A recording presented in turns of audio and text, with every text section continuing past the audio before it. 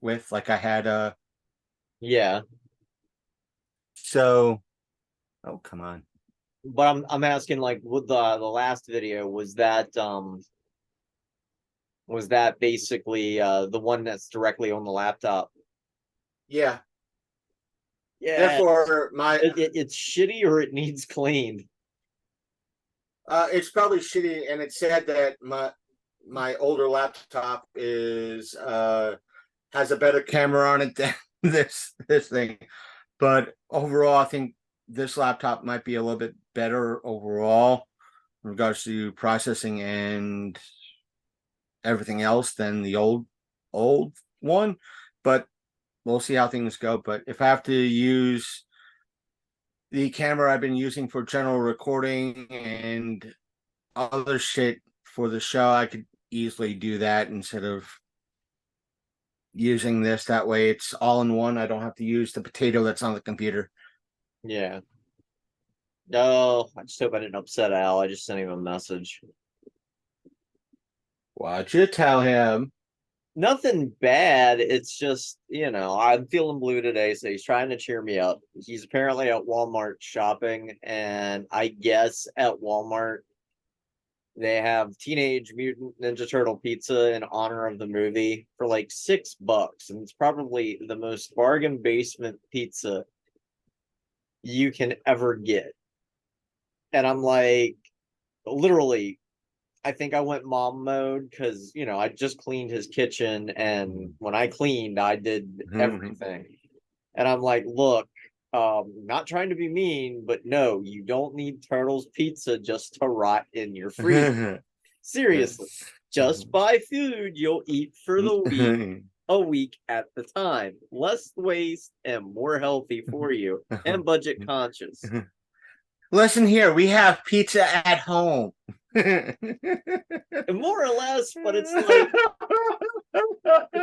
like the dude, just because you see turtle branding, number one, it's frozen pizza, and I almost guarantee that is going to be the most shittiest pizza that you can imagine. And they just happened to mark it up for $6 because of turtles, because it's the aisle the kids are going to go down because the Turtles movie's being advertised, It, and the kids are going to see it and go, mommy, I want pizza. And it's going to be shit pizza. It's going to be the same shit that you get for $3 a pie, but because it's got a turtle stuck on it, it's now 6. Screw that. Kind of like the heck, whole it's what thing kids with crave. Stranger Things when they had the whole pizza thing with that. It's like Bondo. It's got what kids crave. It's got electrolytes. But it's like What I are feel like electrolytes? It's what people crave.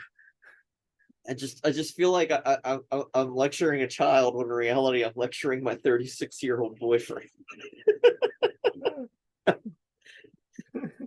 Like, no, I just cleaned the fridge from stuff that was 5 or 6 or 7 years old. I'm like, were you eating this for real? Because stop immediately. I am surprised you're not dead. I love him. I love him. To paraphrase Mallrats, I love the hard R.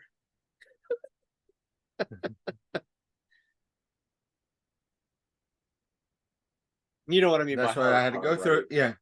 All right. Don't want to get canceled The this week. it's bad enough I released the video version of last week's episode full thing, and it was like, yeah, even though I put it on told YouTube this is not for kids, and but no, because of you uh doing various gestures, it's like, do you want it to be viewed for 18 or over, or do you want it? I'm like, you know what? Put it 18 or over, because if I don't, YouTube will Is gonna do it probably anyway. wind.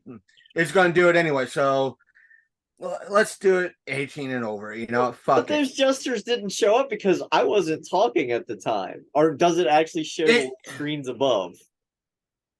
it it it switches between you and me. Oh, fuck. See, I thought it only So switched when we made noises. sometimes it switches when we make noise, and sometimes it's movement. Oh God. So it's kind of hard to tell. Well, now prior to when I was using strictly my phone, it was side by side, and then the time that I used it, it only did certain things because that was my phone when I was over at Al's. But that's the video that the July 5th one, you were at Al's. And that's what shocked me. It's like, I don't think Sasha did anything that would be considerably overly sexual other than sitting on a fucking stove.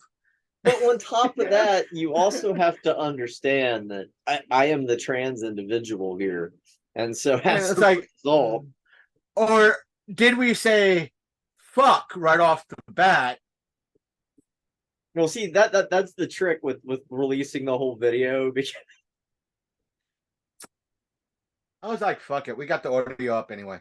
Yeah, the hell with it. YouTube can go to hell. It already is. Zuckerberg is already screwing up Twitter.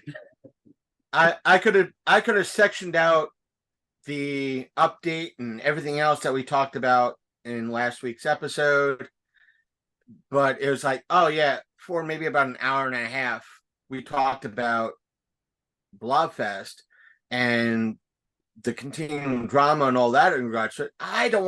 I'm putting out a 2.5 hour episode. Mark as it is. my words. On Friday, it'll be announced that Heidi App is the winner. I'm actually going to make a post today that literally says that. Mark my words. And you probably saw on my Instagram that I posted up that meme I shared with you. Yeah, I saw. So I had to. Hey, I did warn her I was going to roll with it. And I haven't heard anything about that. And I'm surprised she didn't have you blocked yet. I'm shocked too. I'm surprised she ain't running her mouth. But let me see if though I could still able to see her messages. I think she could put her mouth to other uses, but considering another female horror host that's in our area, there's some rumors about those two and her might being estranged, but just rumors. Rumor control. I'm trying to see. Yeah, because apparently, Mr. Lobo is going to be at the unofficial after party for Blobfest on Saturday, and I'm just like, well, that's new. But of course, it's the unofficial party, so it's kind of haha funny,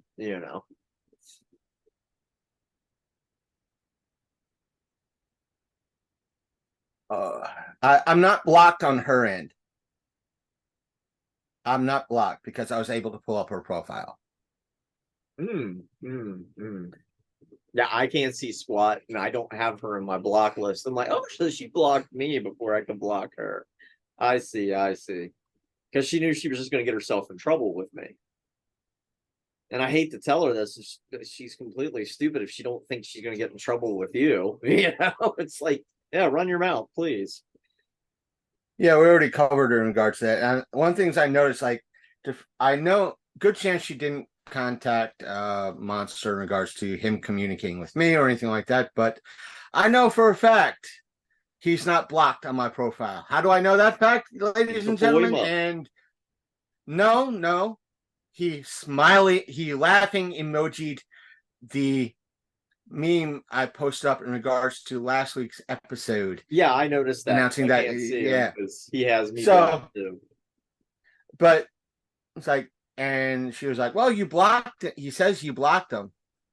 Well, if he blocked me, if I blocked me, I would be the type of person who would show that post in a screen grab. Then I would show the little area that shows that there's a laugh react. Then show another picture that shows who the laugh react is from and go, this is from apparently somebody who's blocked on my account.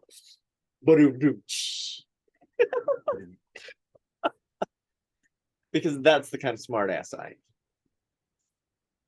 Yeah, and I'll post and this is the same person who claims that I blocked him on all my social media and doesn't want to contact me in regards to fighting his claims, but no, that's gonna or be the my claims big against him. post on Wednesday. Is gonna be mark my words. It's Originally gonna be shopping Heidi around App. for custom football jerseys, I landed on fans. Quiet. But yeah, it's gonna be that Heidi App chick I told you about. In case you didn't watch that, you bet your life episode. Yeah, she pretty much got that. And that aired back in October. And to me, it's like if they knew about it since October or early summer last year, why even have a competition? And I Make think, the appearance of it being fair. and I think honestly, that's why they kind of waited on basically extending the deadline because they were waiting for her to put an official entry in. And she's like, fuck that. No, I was on You Bet Your Life and I mentioned you. Guarantee it.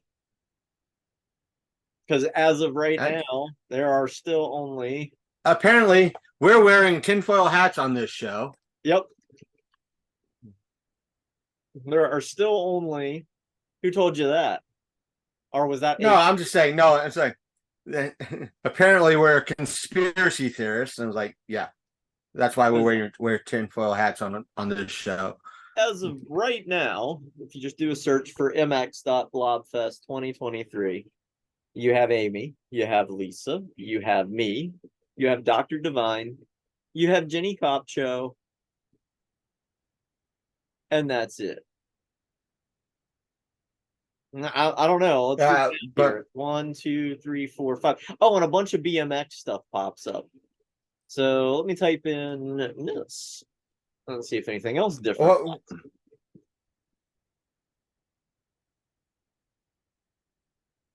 Oh, well, I just want to see what happened.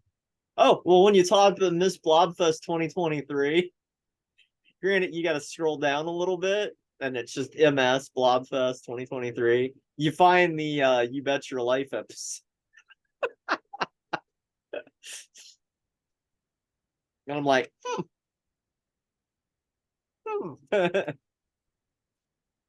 So yeah, that's gonna be a post from me later today. Oh no, I want to see updates in regards to after right now. I've talked about it so goddamn much. I don't want to talk about it. I'm sick of talking about it right now.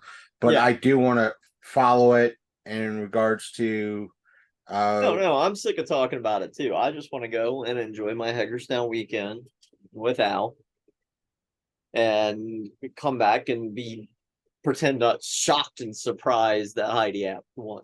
Oh my goodness, I didn't see that coming. Yeah, if you that's if you hear anything about it. No, I have channels. I'm friends with the contestants from last year and this year, and I just find it very interesting that somebody saying that they felt they were harassed or cyberbullied. I'm like, really? Oh, seems kind of funny if they're all on my friends list. Seems kind of funny. Amy and I talk on the regular, and we're talking about collabing, possibly doing Jason's Woods together, but whatever. In fact, she's a little salty that I won't be up there this weekend because they're like, I thought we were going to get together and just scoff at this whole thing. I was like, yeah, but that was up until they canceled all my tickets and refunded it. And Amy's like, they did fucking what? And I'm like, didn't you buy any tickets this year? And she's like, no, I didn't buy any. I said, had you had bought tickets, you would have had them all refunded and returned to you. I said, because that happened to me, Jenny, Dr. Levine, and Lisa. For a fact. Mm-hmm. So we'll see. Like I said, we'll see how things are going. Yep, fuck them. I could care less. Afterwards, you got a topic for your bit today? Kind of, sort of. It's not as weird as last week. It's more newsworthy, but still, it's something from my end. But and what all do we have on our laundry list for today? I mean, I know everybody wants to talk about the Wolverine Deadpool picture now that 4K images dropped. I know What? you want to talk about the Robert Downey Jr. being DC. in DC, and what? I'm just trying to. Might be okay. We talked about that. It's a GeoGen. That was no. Oh, have an notepad. Alien. It's like for the Sunday afternoon delay, we can touch on the fact that the new Alien movie wrapped. With Okay. Disney Hulu. Robert Downey Jr. and Murder She Wrote. Alien movie. Murder She Wrote. Reboot. I don't know. I think it'd be funny to bring it up as Murder She Rewrote. We'll put in here Wolverine, Deadpool. I could swear there were some other topics we wanted to touch on. I'm trying to go through our conversation now. Screen grab this, that way it's there. You'd mentioned something about a Thundercats movie once upon a time. We touched on Barbie, so Barbie's taken care of. We kind of touched on Thundercats last episode, the anniversary with all cartoons and all that, so we could kind of go beyond, just not say so much forget about it, but we could gloss over because we kind of touched on it and talked about it already. And that episode, the audio side, drops tonight at maybe 12:30, 1 o'clock. I scheduled it because I looked at, okay, when's the exact anniversary date? The 12th, not the 11th. Son of a bitch. Okay, we're scheduling things the timer. All right, so I'm just taking a look here. Hold on. Because I thought there was something else. There's something like nibbling at the back of my skull. We can't do that yet because I don't think either one of us has had a chance to go over Void Rivals yet. Say what now? Void Rivals. It's a new comic from the license holders that hold the rights to Transformers, G.I. Joe, most of the Hasbro licenses.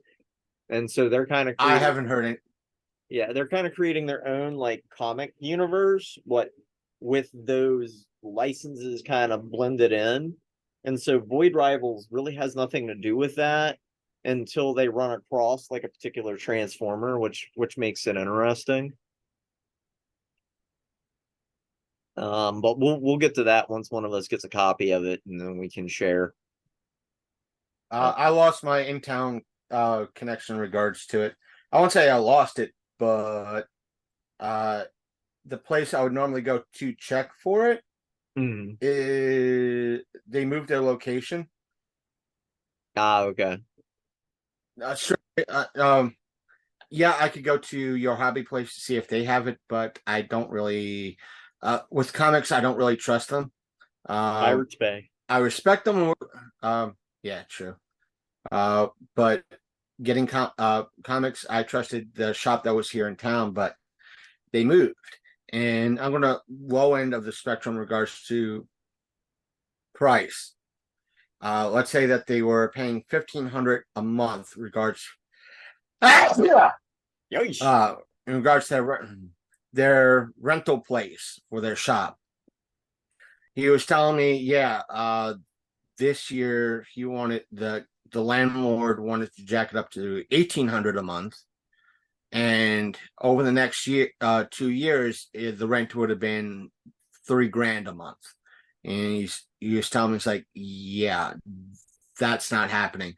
The traffic in downtown Martinsburg still is what it is, and Main Street Martinsburg is not helping things actually right now. They were helping things, but now they're making matters worse when it comes to those that are, he said, like me at the time, members of Main Street Martinsburg. They're not actually helping with anything. They're not communicating with us. They're not doing anything.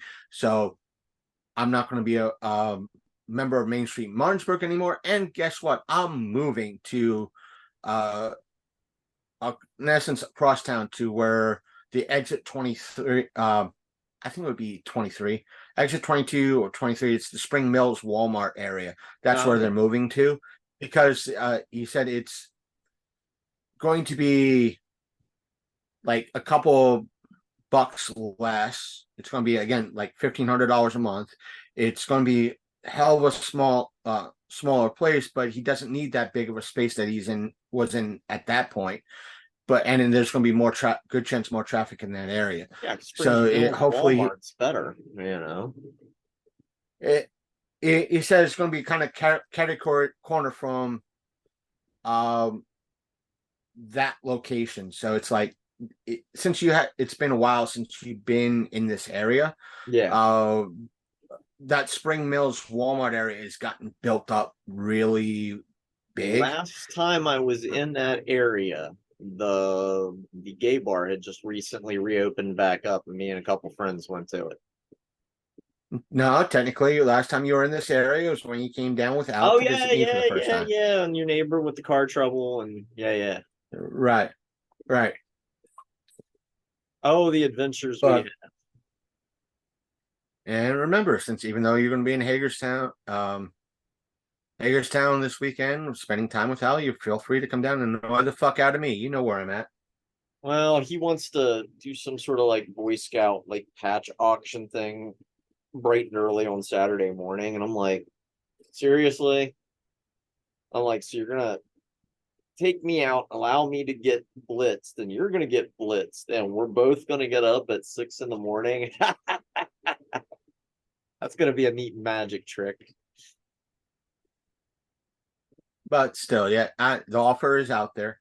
It's there. Oh no! You know, eventually we got to go down that way, because I've been teasing him about all the changes that they're doing down there toward Winchester, and we could always kidnap you and take you to Winchester with us if you don't mind. It would have to be Sunday because I work Saturday. Oh, okay. Or during the or morning Saturday. Or we as long can as I'm back by work. Or we could always just stop by and pester you at work after we venture into Winchester. True. I work the days that my 9 to 5 if not so it's that sort of thing. Just swing on by, you'll probably see me. Tell your boss for kidnapping you. We got the duct tape. They're not gonna like it that much. We got the duct tape right here. He's coming with us. It'd be very interesting to see their reaction for that. Very interesting. We are heavily armed and motivated. We'll even pay for a lane. It would be very interesting to see the folks behind the bar just to see the looks on their face, like he's coming with me and all of a sudden running around with duct tape and just dragging me out. Your boss gets too uppity, he'd come along too. But no, like the Springs Mill area, I mean, it's been a while since I've been up that way. But yeah, like I said, like last time I was in the Springs Mill area, like the gay club, and it reopened, which is was across the street from where the Spring Mills, catty corner across the street from the Spring Mills Walmart.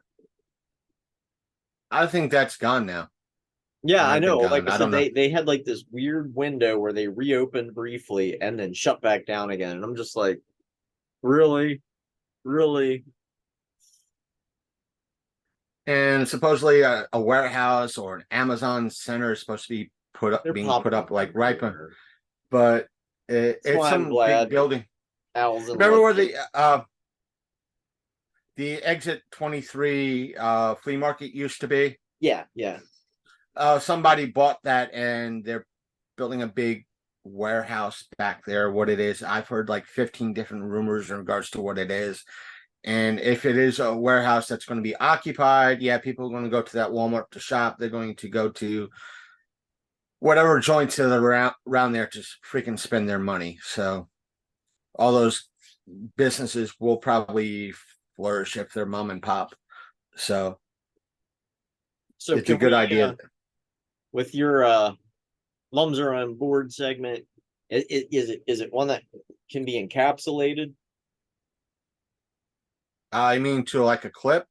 Well, not just so much a clip, but just something we can not keep it as a full-fledged topic, but kind of like as a one-off, where we might have a comment or two on it, and that's about it. We could shrug it off. It all depends on you. I could just briefly comment about it. Yeah. So Because I always feel bad because there's a lot of conversation there, and I'm like, oh, I try to keep most of that's the only fan. Along with all this wonderful, great, boring ass content that we're doing right now. hey, content's content, and I haven't had any complaints so far on what we've been putting out. Other I don't know. than I did love our conversation. What was it? Sunday? Yeah, Sunday when we had the lizard woman. That was pretty fun. Because now I'm starting to see the memes, and everybody has memes. And that's why I had to download it. And now that you're starting to see the memes, now do you see how I made that meme seem to fit so goddamn well? Yes, you did. It works just fine. It just works. Almost chef's kiss. All right, I'll let you get your GIMP mask going. Did you get the H on yet? No, I got to go buy the H. I've been. Oh, you're gonna buy one. Ooh, ritzy. I'm gonna buy like a little sticker. I don't have a marker here to actually write an H. I'll get one of those. You'll have to get a good crystal clear picture so we can put that up as a meme where it's like, you never learn, do you, Sasha? Do you? I didn't. That's how this happened. I'm just waiting for people to start asking us what the H stands for. Obscure British television. It's not obscure, but cool. I'm sure you could find it on Tubi. Yeah. I don't know. Is it? Everything's on Tubi. Everything free is on Tubi. Tubi? To be or not to be? Red Dwarf streaming. That is a good question. Well, I'll be. And it's on Crackle, too. And it's on Crackle. Yeah, but see, the thing with Tubi is like, and you're going to laugh, but me and Willow will get on a kick watching Transformers content, and they'll have like oddball seasons for free. Now, granted, they don't give you the option to buy the other seasons, but they'll have like season 2, season 6 of like Transformers Energon or something stupid like that. And you're just like, wait, I'm missing large chunks of the story here, and things of that nature. Because we were that's the thing. It's like, what was back when I was Transformers on Netflix? What was it? Transformers Prime? Something like that. Yeah, because we went I know first. And it was weird. And then Netflix only had the first season. And I'm like, well, at least we can watch season 1 and 2. That's the odd thing. It's like, when I had I'm not knocking my employers. They got me off unemployment. And they're good people. And the job is very stress-free for the most part. It's not like the past jobs I've had. But I have to sacrifice a few things, like buying constant shit on Vudu. But when I was buying a bulk of stuff on Vudu, I wanted to have the complete seasons of like Hercules and Xena. Mm-hmm. But there's only like 5 seasons, or like 4 or 5 seasons of Xena on Vudu, and one season of Hercules on Vudu. I'm like, wait a minute. Xena had like 7 seasons. Like Hercules had 7 seasons. What the fuck? Where's the other seasons? And see, with me, it's like I only want certain seasons of certain things. Like, for example, we all know how much I love Constantine. I only want the episodes of Legends of Tomorrow that feature Matt Ryan as John Constantine. That's all I need. Yeah, that's the thing. It's like I want the Crisis on Infinite Earths. It's one that like took place 2 or 3 years ago. I wanted the bulk section like they did with the prior to that, they did a bulk group thing. Crisis on was like Earth Zero or something like that, or Yeah. Earth whatever. They did a bulk release for just those episodes. But everything else, did they do that for Crisis? Nope. No, I wouldn't. I'm like, wait a minute, I would have bought that shit. But that's how it goes, my friend. I got to find a way to screw us. You never learn, do you? Do you? I want some of those. I want Night of the Comet on Voodoo. I want Watership Down on Voodoo. Oh, God. You just want Dogma on Voodoo. That's all. That's never going to happen. Disney has that buried. Disney's like, nope. No. The reason why you can't find Dogma on streaming or any release is not because of Disney doesn't want to stream it. It is, or Kevin Smith wants it to be on streaming. He wants it to be for sale, but the serial person that pretty much kicked off the Me Too movement, the sicko, owns the rights and won't give it back. That fucker. The Weinsteins, yeah. The Weinstein doesn't want to sell it. Kevin Smith's like, I will give you money for it. I'll buy the rights off you. And Weinstein is like, no, mine, all mine. Once he basically gives it up, it will happen eventually. What Kevin Smith should do is pull what's that director's name? He did a lot of really, granted, not from an adaptation point of view. They are not great adaptations of H.P. Lovecraft's stories, but they are modernized and less racist. So, in my opinion, they're great adaptations of H.P. Lovecraft stories. He did Reanimator. Stuart Gordon. There it is. But Stuart Gordon a while back had trouble releasing an anthology that he had made called Necronomicon because it was so tied up with studio rights and bullshit like that. So you know what he did? Because he actually had the ability to, or granted, the studio owned the rights, so he couldn't sell it, but he was allowed to exhibit it for free. And so based on that strange phrasing of the legal terminology for exhibiting, he put it on YouTube for free. You still with me? You're kind of frozen. Yeah, I'm here. I'm just pulling up stuff. Yeah, but Stuart Gordon, he released the entirety of Necronomicon just because the studios and everybody that was holding up the right was like, well, you can exhibit it wherever you want for free. And Stuart Gordon's like, and said basically, I'm just going to put it up on YouTube as is. I'm not going to monetize it. Didn't even monetize it, just so they could. That's what I'm saying. He didn't monetize it. Nope, did not. Just so he could say, here is an HD high quality version of it.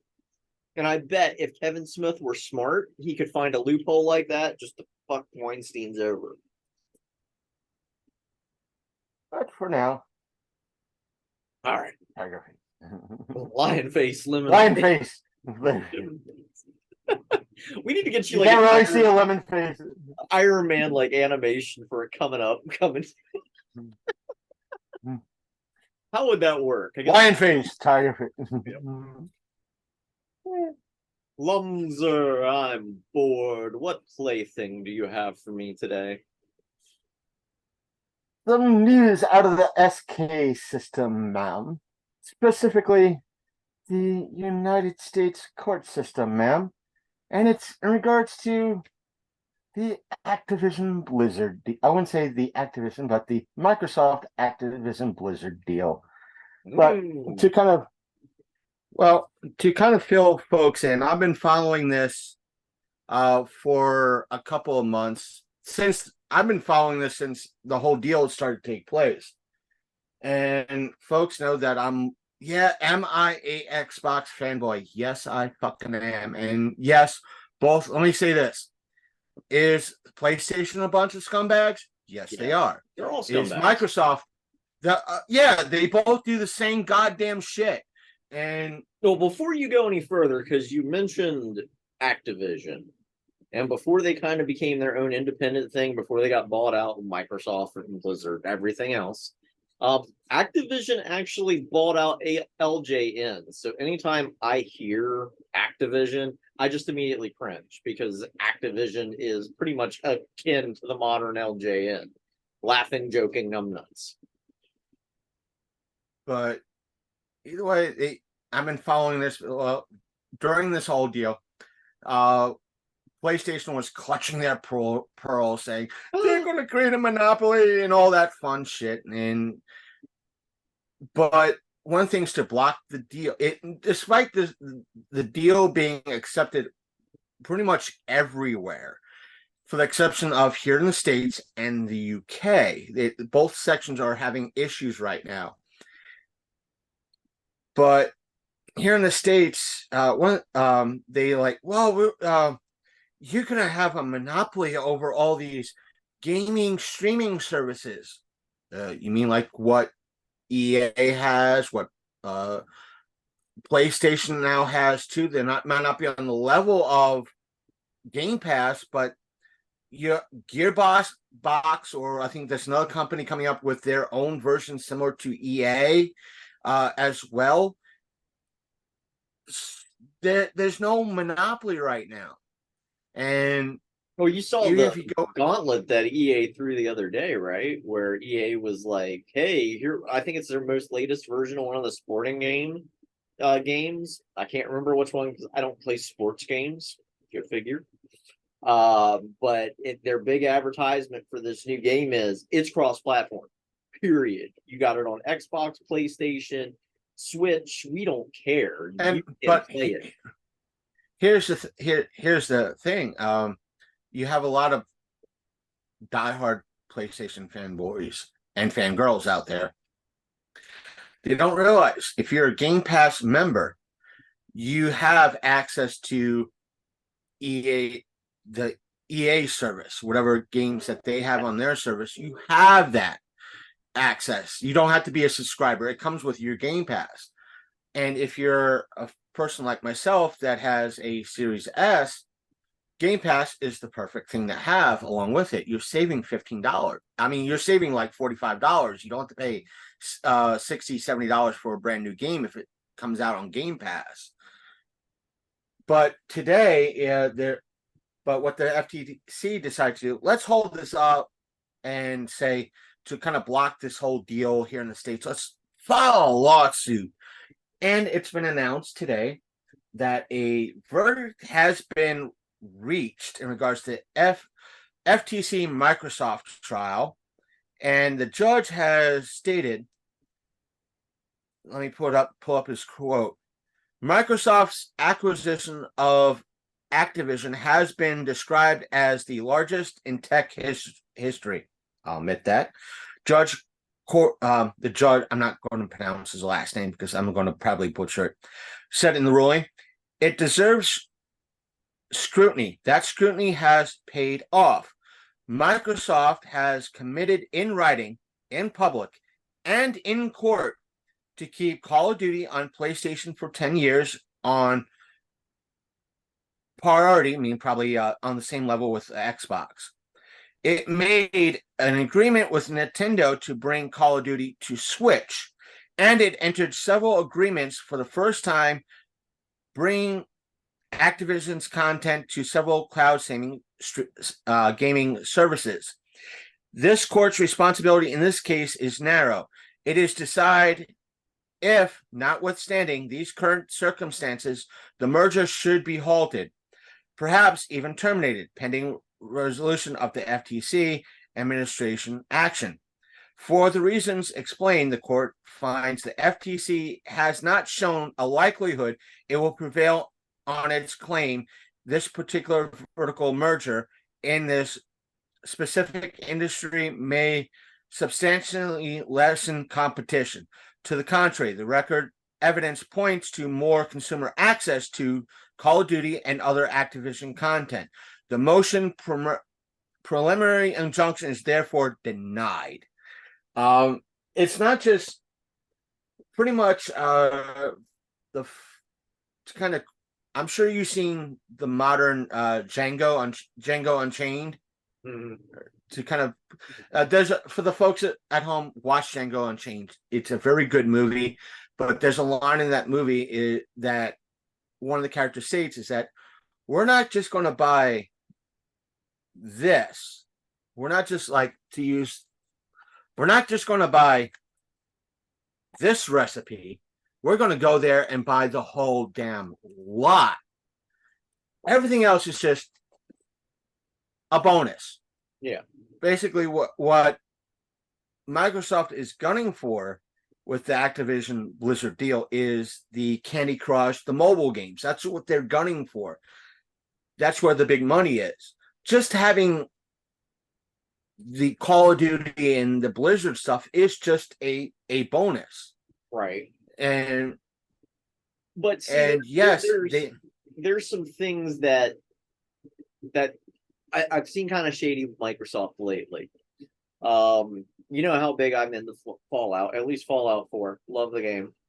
But with all the next gen systems, except for PlayStation, got a massive update to Fallout 4 recently, to bring it up graphically to the newer systems, but also allowing new Creation Club content, other stuff that would have came along with improvements even for the older versions.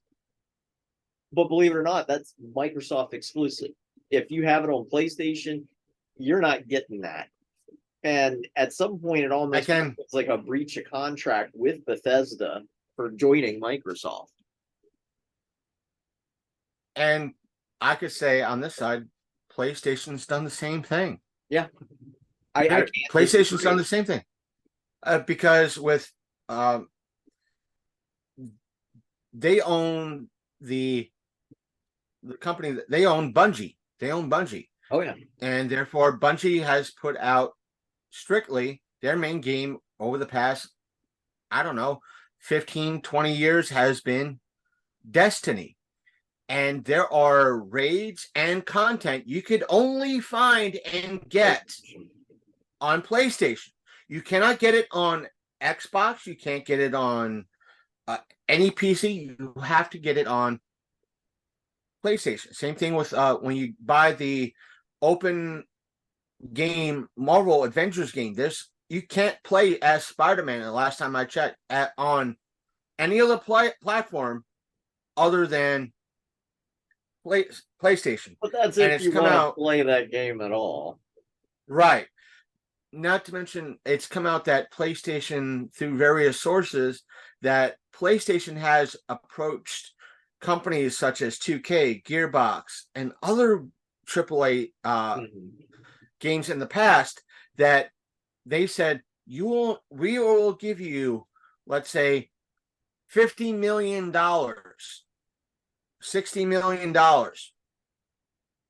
that if for you to say no to be a Xbox game of the month. Because like PlayStation has the game of the month. Like if you're a member of PlayStation Plus, you get a free game, like 1 or 2 games a month. You get about 3 or 4. Xbox has level you're at. Yeah, right. And Xbox has the same thing. You get 2 games, or if not 3 games a month. And a lot of folks, and myself included, keep wondering, why is Xbox getting all these crappy, shitty games, or these low-end quality games? Well, I'm not saying the low quality, but why are we getting like games that might be $10, $15 instead of games that are maybe $20-$30? Why aren't we getting games like Borderlands or stuff like that? Granted, I'm using Borderlands, but it's a good example. Borderlands, either the Handsome Jack collection or when it was a standalone, I'll say this, the Dragon's Keep was a standalone. In essence, it was a promo. It was made a standalone as a promo for Wonderlands. Yeah. It was a free game of the month on PlayStation. Borderlands was a free game of the month on PlayStation several times. Now it comes out that PlayStation is pretty much giving these AAA game developers maybe tens, if not millions upon millions of dollars for these games of the month with the exclusive. Yeah, if Microsoft comes over to you and asks you for a game of the month and makes you an offer, yeah, you're not going to do that for 10, 15, 20 years, period. And that, with Xbox doing that, PlayStation doing it, not to mention they own Square Enix.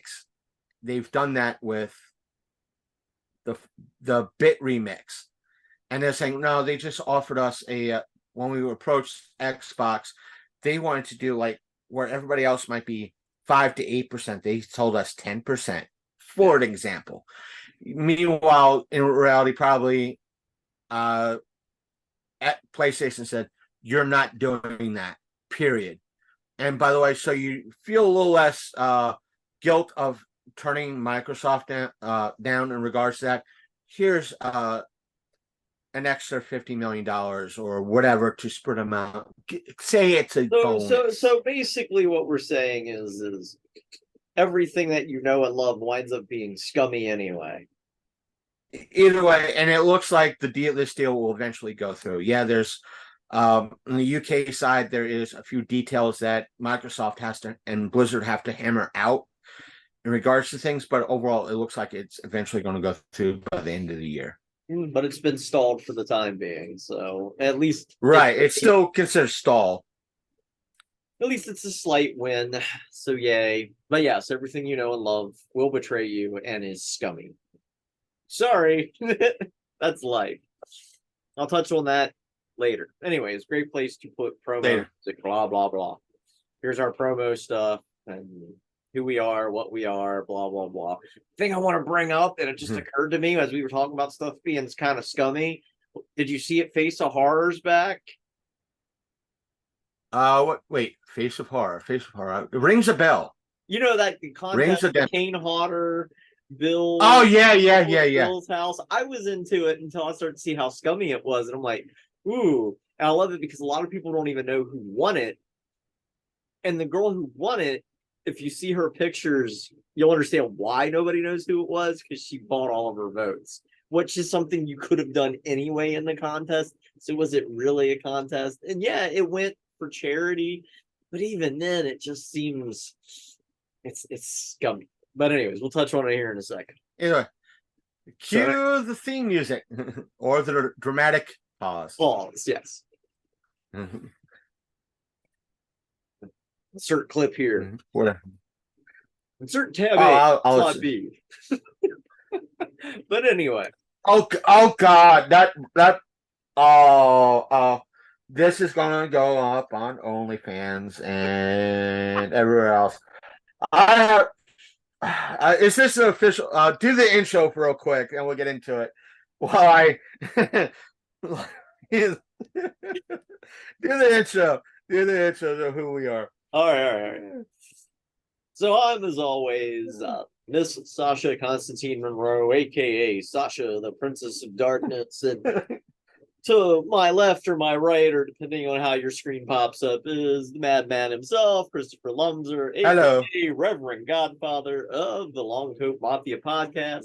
But today you are listening to Sasha After Dark, the podcast of darkness. The reason why I'm trying to recover is because that's one of the things I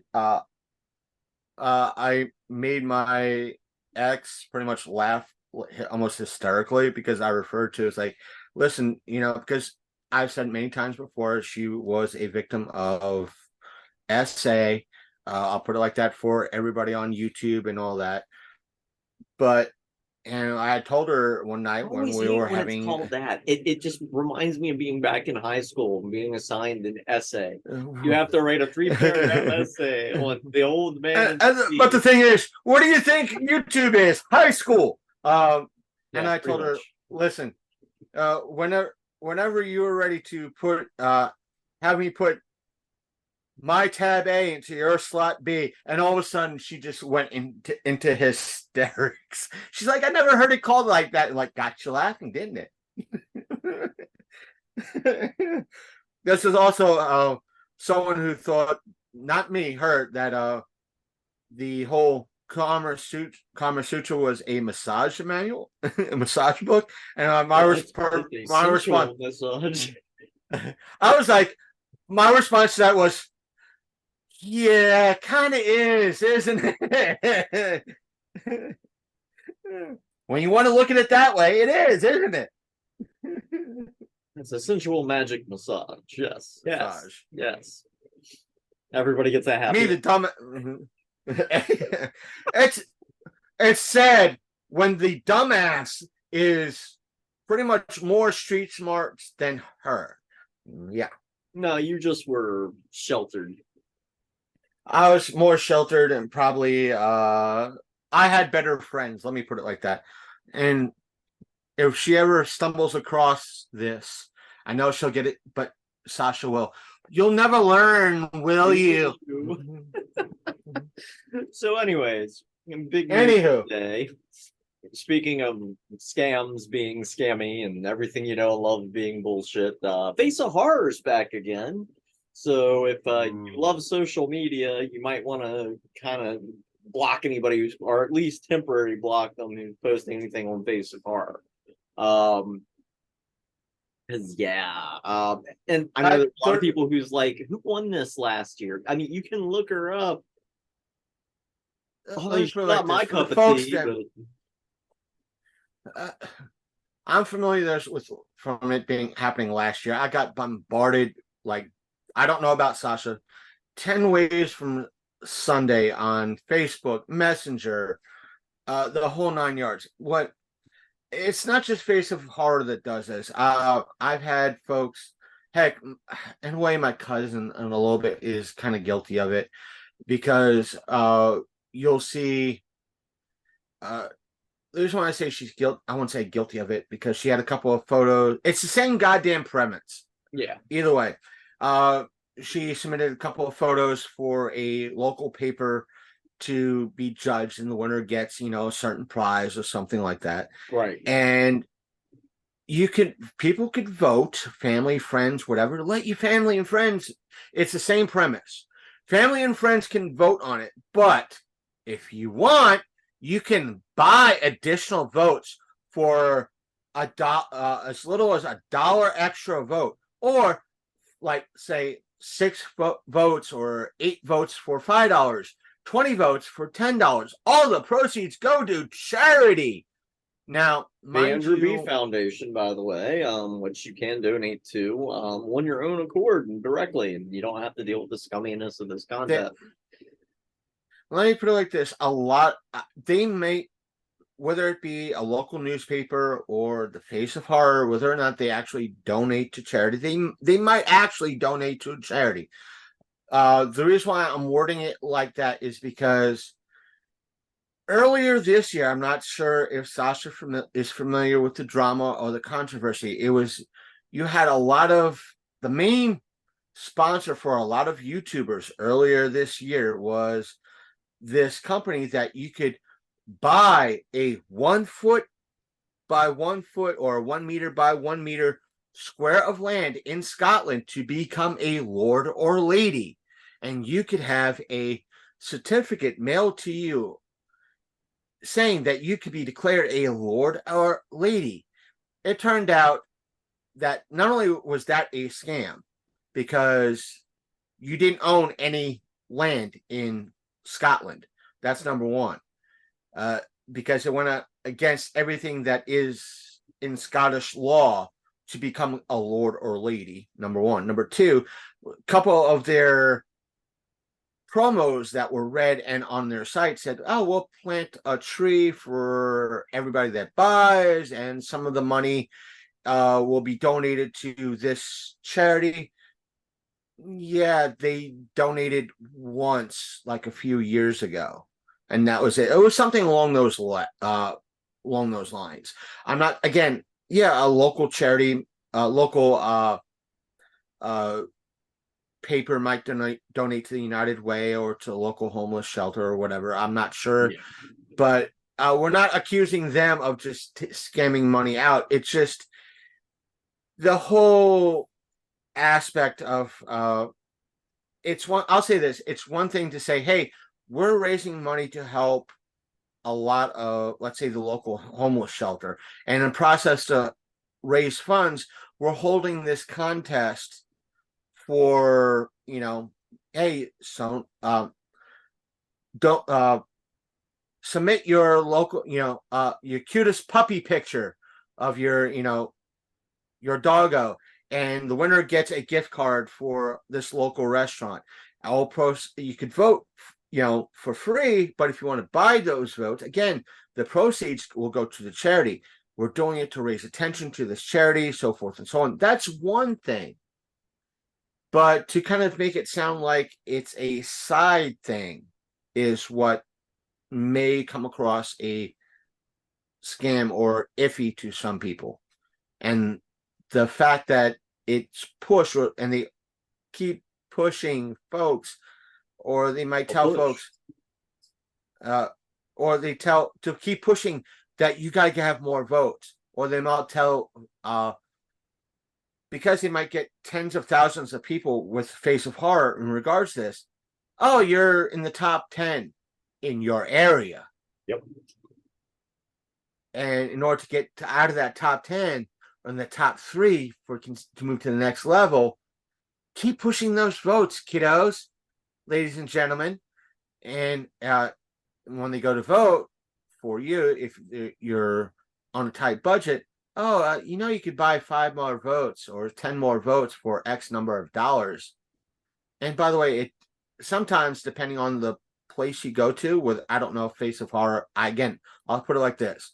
It's been a while since I went to that site, Face of Horror, so I don't know if it's in the forefront or kind of hidden away somewhere that the funds go to charity. What made Face of Horror very, very complex and stupid for some people is, so let's say you took advantage of a free vote because everyone got a free vote within a 24-hour period. They were second checking that, like, free vote. So if you spot on at 3 p.m. submitted a vote if you're going to make your next vote, you have this very tiny window from 3 p.m. afterwards to get that vote in.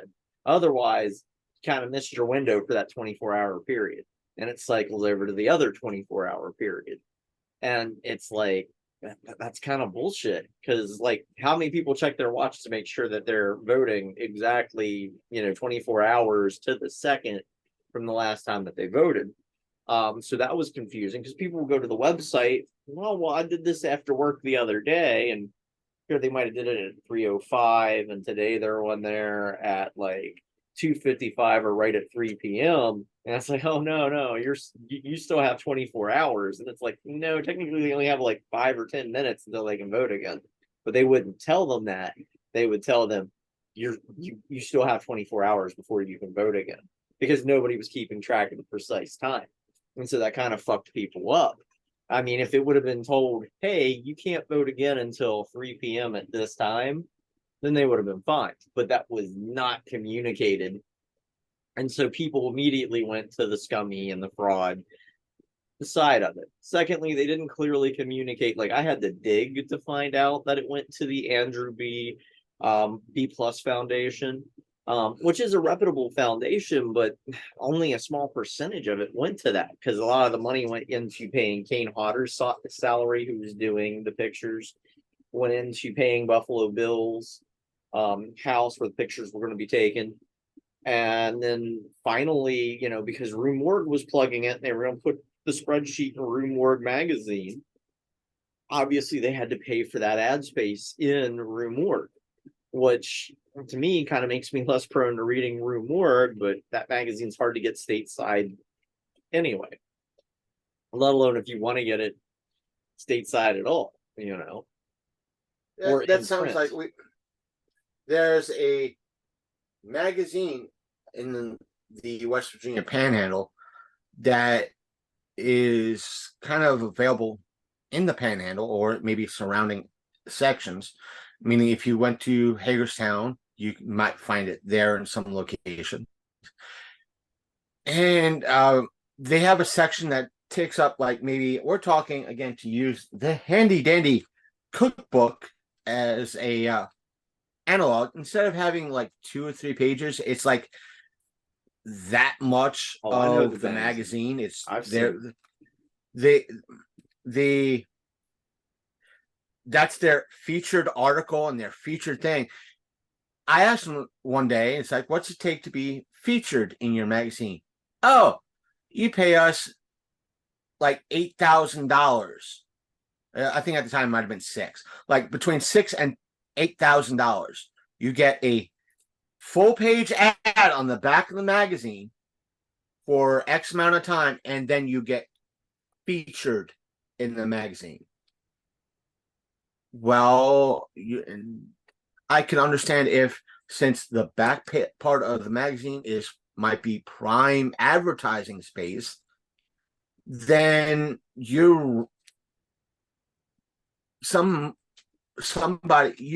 instead of, my point is like, that's shitty, that's scummy, because granted, again, back part is prime space. I get that, it costs more, but to limit that featured section for somebody who paid you is stupid. It makes things even more scummy.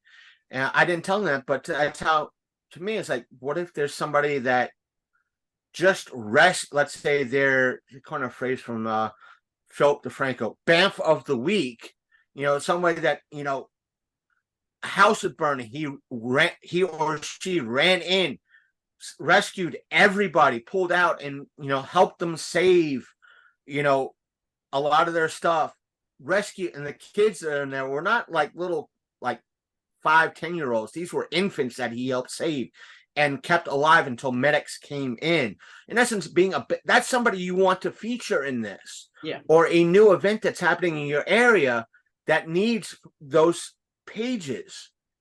Whether, let's say, 4-State coming to the West Virginia Panhandle and having something here, you want that in there.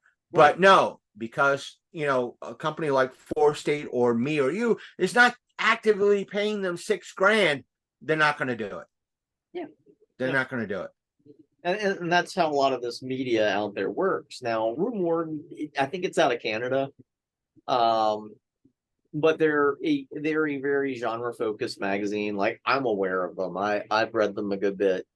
And the thing of it is with Rue Morgue, I've seen them do these type of contests before, but they don't do it all the time.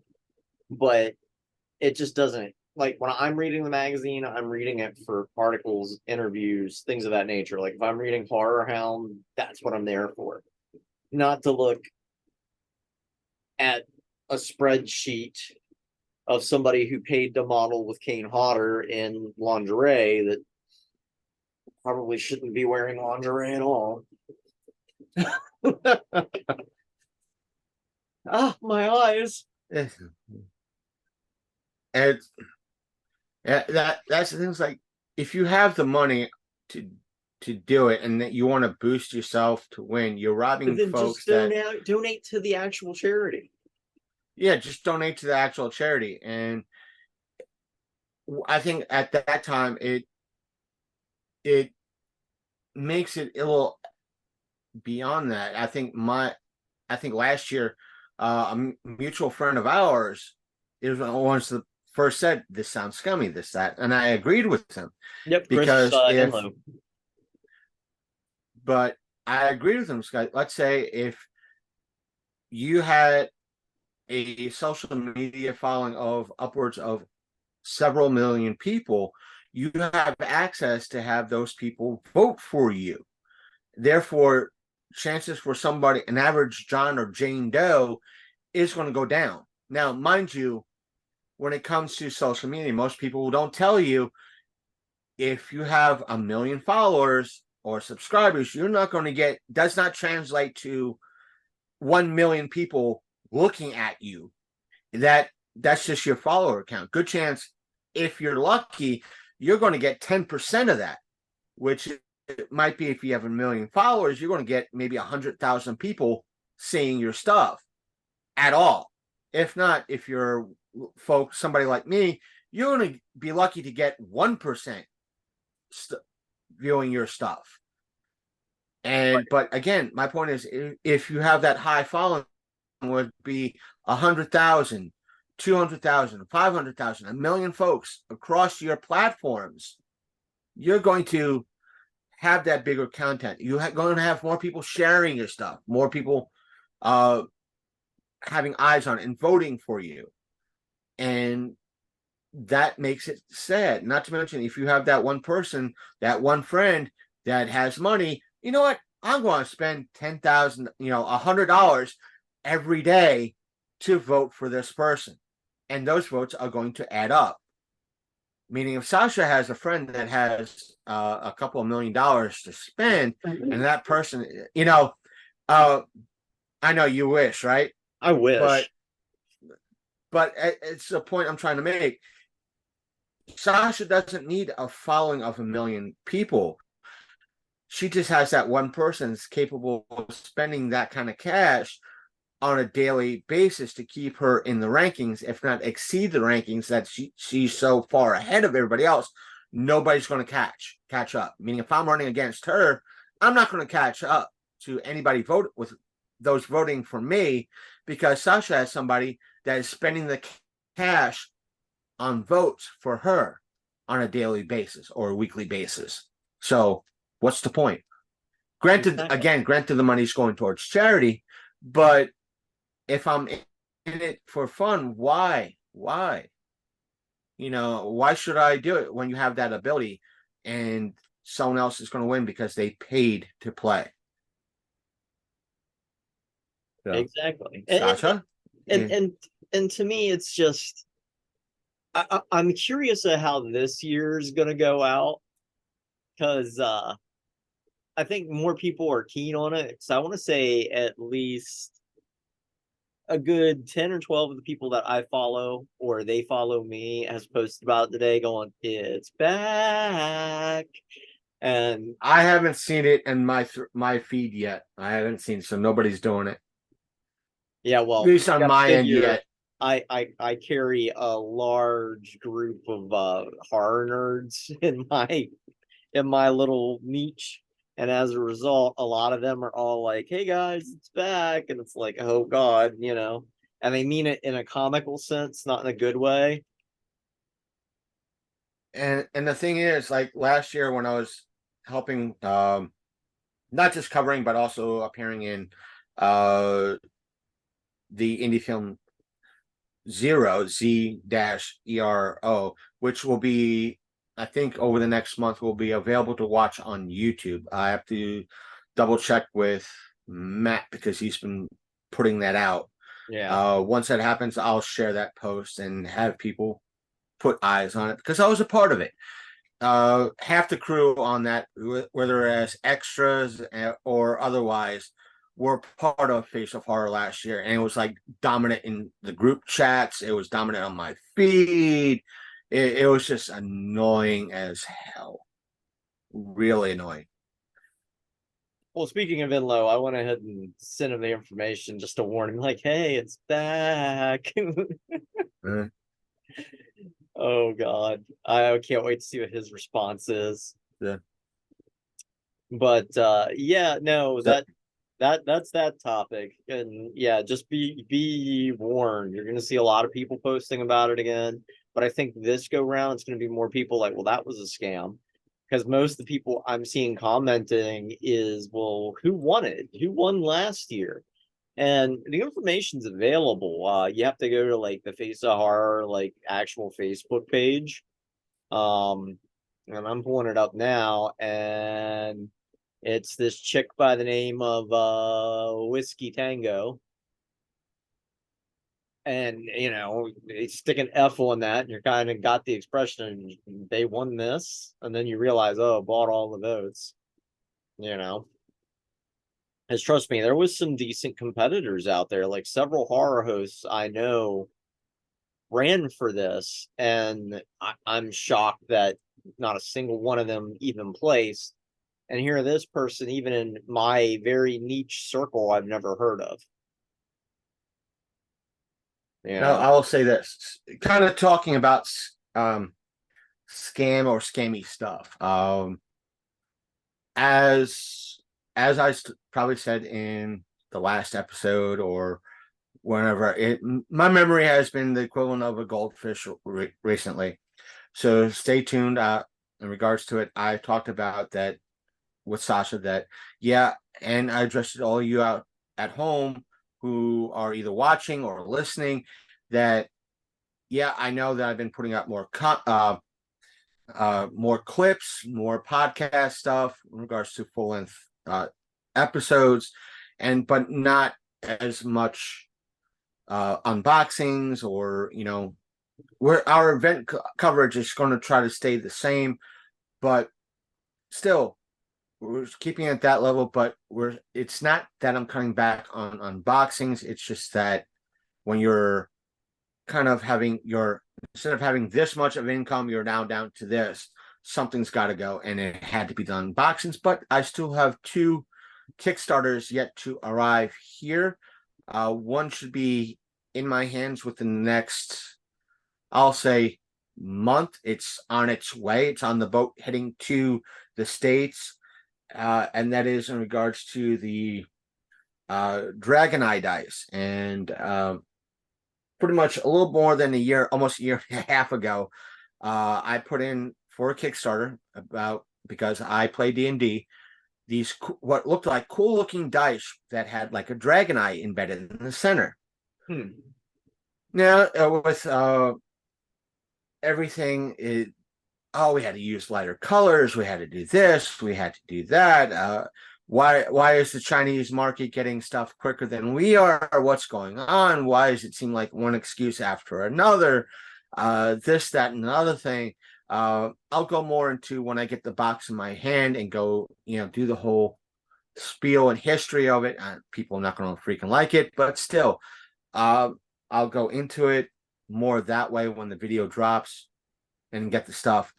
Just that it seemed for a lot of folks scummy because it was like one thing after another, one excuse after another, kind of like what I said with the book with Adventures Awaits.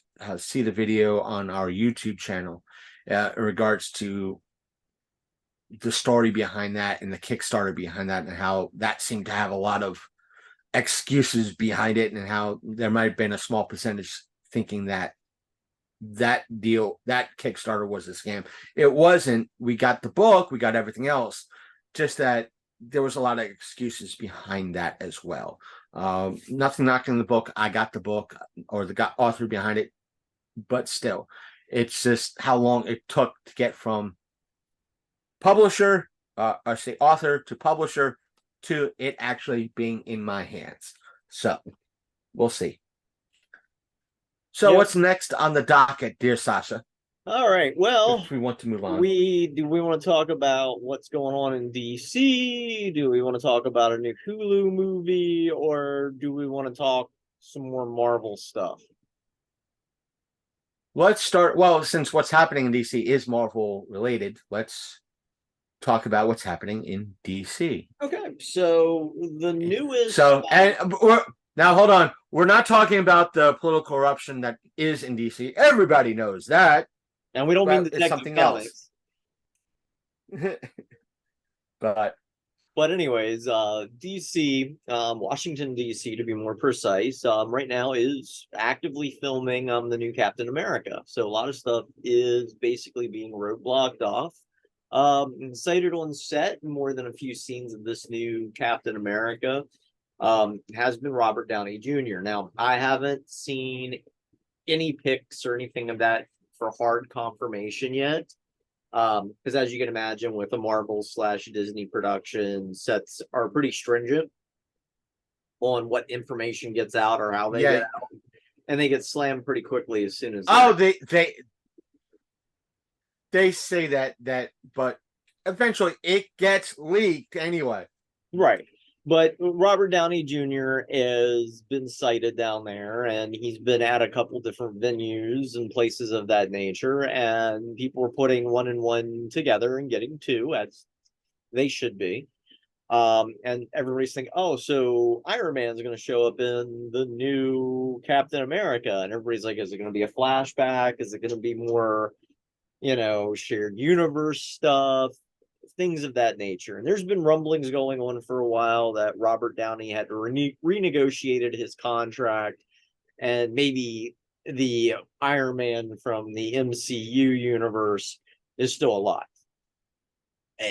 Whatever Kool-Aid you want to drink here, by all means, prescribe to it. I'm of the philosophy with Marvel movies slowly kind of on the downtake, except for a few incidences. We'll get to that. But with Marvel movies in general, kind of on a downward spiral. I'm really just like, let's just wait and see what the finished product is. Or in my case, let's wait and see it until it gets on Disney Plus. But I'm that kind of asshole. What are your thoughts? That's the whole aspect. Yeah, I'm gonna wait for official confirmation word in regards to everything, because it's kind of hard to say. As stated, there are going to be so-called leaks. There's like, oh, we're very hard pressed. We try to keep everything secret, yet they're going to be leaks. There's going to be some sort of photos or something leaked out by somebody. Personally, as a kind of a fan of some of the Marvel movies that are out there, I personally think the only reason why Tony Stark died in Endgame. Oh, spoilers. It's already been out for a while, so fuck spoilers. The only reason why he died in Endgame is because his Robert Downey Jr.'s contract ran out. Pure and simple. And that's why he died. But if it didn't, the most logical choice to wear the glove and snap safely would have been T'Challa, whatever the heck his name is, i.e. the Black Panther.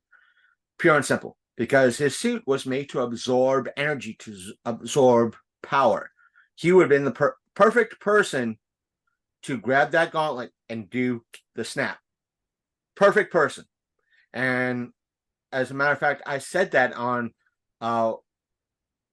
somebody's posting, and they like put something controversial up that people will argue over. I put that up and they're like, why you look? Wait a minute, he's not exactly wrong.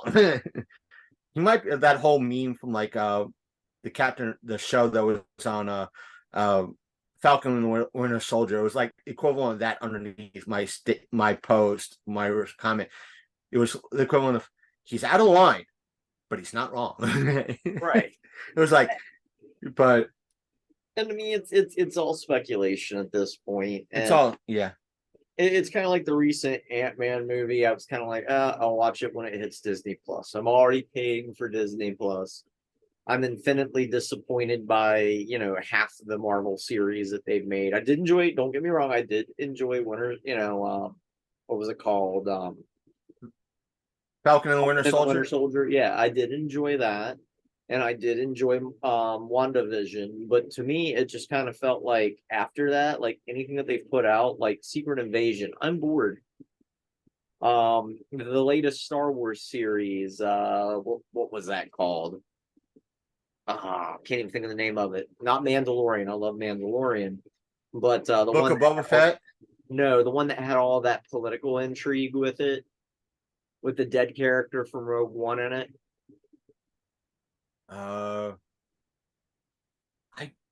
I think I know which one you're talking about, but I didn't really watch it. Yeah. And there's the ones that season 2, and I'm kind of like, okay. I'm The, I'm interested, you know. the ones that I really watched and I was getting into in regards to the Star Wars stuff on Disney Plus was Book of Boba Fett, Mandalorian, and The Bad Batch. Yeah. I like those three. I I want to check out when Ahsoka comes out. I want to check that out because that looks interesting. and it dovetails with Mandalorian, so I mean Yeah, it should be good. Essentially, though, Ashoka is going to be basically the Rebels reunion show because we've already been teased a bunch of Rebels characters in Mandalorian and other shows. But I let me enjoyed say this: Willow. The new Willow was the good. new the new Ant-Man movie is on Disney Plus Yes. because that's where I watched it. I can't as much as I could buy it early on Vudu. I'm going to wait until it drops on Disney Plus to watch Guardians of the Galaxy 3. See if I actually I'm a James Gunn so backer. I may have to pick that up as soon as I see it on disc, but that's just me. You can always bogart but still copy. it's one of those things. I'll check it out once it's on Disney Plus for free. So or on your view. I'll switch accounts in regards to because ladies and gentlemen, pretty much what me and Sasha did is we have multiple, I'll say more so, I'll say on Sasha's end, she has the Voodoo app on multiple devices, whether it be TV, computer, etc. I can easily, as do I, but one of the great things I have in regards to my Xbox is that when I switch accounts, I have to re-log in for Voodoo. And what I did with Voodoo on my Xbox is when I switch from my personal account to my show's account, I used Sasha's login for that. So if Sasha buys something on her Voodoo, I could easily switch over and watch that way.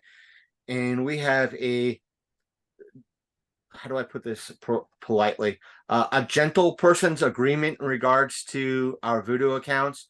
We have a crisscross agreement. Basically, I use yours, you use mine. If somebody's lost from the train, that's how it plays out. Just that the agreement is basically, even though we're watching each other's stuff, is that we do not buy on another person's account.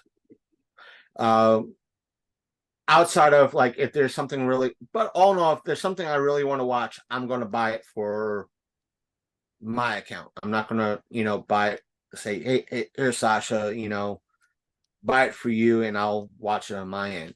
But I'm still trying to figure out how you have 30 Days of Night, Dark Days, but you don't have the original 30 Days of Night. I'm waiting for it to go on sale. Okay. That's still like $15. That is the best one. The sequel, horrible. So I'll say this. I was just waiting for the first one to go on sale and come down. Then I'll buy it if I have the cash. That's the only reason why I want to see the second one, and it was on sale. So I was like, pull the trigger, I'll buy it. It's even a poor adaptation of the sequel to the comic book, which is kind of sad, but they adapted some things, but not everything. Like they adapted the beginning and the ending, but the middle, I don't know where they pulled that from. And apparently it was a web series before somebody cut it into a movie, and I'm just like, that's wonderful. But the original's far better. But anyways, no, like I when it comes to Marvel and DC or Marvel DC comics, anything of that nature, I'm more or less all right, I'll give it a shot. Now, if they announce something obscure and go, hey, we're gonna do a film noir, the Question movie, sign me up. But I don't see that happening. They're going to do Jonah Hex correctly and properly. Yes, please. We're finally getting a Lobo movie. Oh my goodness, I'll be the first one in line. But none of that has happened. Or better yet, we're getting Matt Ryan and a big budget Constantine movie. Yes, please. I'll be there. I'll also say this, because we're kind of on that topic. I have to either get my controller fixed or what have you, because right now something's funky is going on. I think it's the controller for my PS4 You don't because have it's just one. anything else hooked into the USB slots, do you? I know that sounds weird, but No, okay. no. Because I had a USB It's hub plugged in for a while to my PS4, and like half of my remotes were acting weird. As soon as I removed it, problem solved. no, it's not that. It's just that it was just like it wouldn't stay. If I was scrolling down on through the library, it would either like go back to a previous section or it will immediately scroll up, or like it had extreme drift to it when the thumbsticks are still dead center. Like something's Yeah, some information is that's a frequent issue with the controller. There's a couple things that you can do. In fact, believe it or not, it's something that happens with a lot of modern day controllers. There is a drift kit for it that you can get, or there are ways that you can try to reconnect it, if that makes sense. but for now, if anything, I could pick up something through one of the local businesses here in town in regards to getting a brand new one, because I'm not technically savvy in regards to drift kits and all that. So it'd just be better off for me to, go up to Panhandle Games and say, "Shut up, take me money, give me one of the controllers." So, and Right. they're like less than like $20 to $30. So it's like, just do that. Give me, shut up, take my money. I'm here and it's on my way to work anyway. So, and I'll do that. And the reason why I say that is because I'm easily signed into Peacock and what's happening at the end of this month is Twisted Metal is coming out on Peacock. Yep. So it's either I have to bug a friend of mine for his updated Peacock code, or so I'm able to at least watch it on my Xbox, or get a new controller. One of the two. I'll have to decide. So since we So got, I want to check that out. yeah, I do too. Since we kind of touched on Marvel a little bit, so obviously we know Deadpool 3 is coming. It's in active filming. There's already been pictures of Hugh Jackman dressed up in the OG Wolverine costume along with Deadpool. And so a lot of fans are pretty excited. I'm excited. Excited. That is a very light term for what some of the fans are doing, Sasha. They are not just geeking out over it. They are having legit nerdgasms over this. Yes. They are. They have blown up that picture so bad, so big. They are literally critiquing every square inch of Hugh Jackman's outfit and hairstyle. And they are drooling over that image like a hungry person drooling over a steak. I mean, it is Hugh Jackman after all. I mean, he's at daddy status, but that's okay, But anyways, at the end of the day, because I think when it comes to the whole thing with Deadpool, like, again, it is a comic book movie having fun with itself. And obviously they're dipping into old 20th century Fox properties, because there's been rumors of I want to say that some of the Fantastic Four from the 20th Century Fox Fantastic Four is supposed to show up. Ben Affleck's been confirmed being in Deadpool 3 as basically Daredevil. And the other big thing was, what's her name, played Elektra briefly in the sequel to Daredevil, and the Elektra movie is also going to be in it. I think Jennifer Gardner is the person you're talking about. Yes. The thing is, folks, I know Ben Affleck and Jennifer Gardner were not the best creations for those characters, or best folks for those characters. But you have to understand. But hold up. Let me just say that everybody kind of knows Deadpool has been so, in regards to the film series, has been so self-aware in a way. Though it kind of fits the Deadpool character. Anyway, it's been self-aware, so why the fuck not? Why the fuck Just not? as long as the rumored Fantastic Four isn't the most recent Fantastic Four, but the 20th Century Fox one, the earlier one, or hell, give me the Roger Corman Fantastic Four. I would pay to see that. In fact, I was disappointed when Reed Richard appeared, and it was what's his name, Kransky, or I can't think of his last name. But anyways, when he showed up as Reed Richards, I was slightly disappointed because I wanted to see the Roger Corman Reed Richards show up in that cancel in the latest Doctor Strange movie. I'm like, that would have been such a deep cut, and I would have dug it. But the upside of if they do have the Fantastic Four, we get one of the Chris's back, but this time as Human Torch, which I think would be a hilarious joke for Deadpool to make. Aren't you Captain America? Or the reverse. Christopher, him showing up as Captain America or a version of it. It's like him Deadpool just looking at him Flame on. It's like flame on, or shouldn't you be wearing a suit with the 4 on it? But that would be hilarious. He comes on set of Fantastic Four and he'll be like, "Oh yeah, Mackie has that role now." That would be great.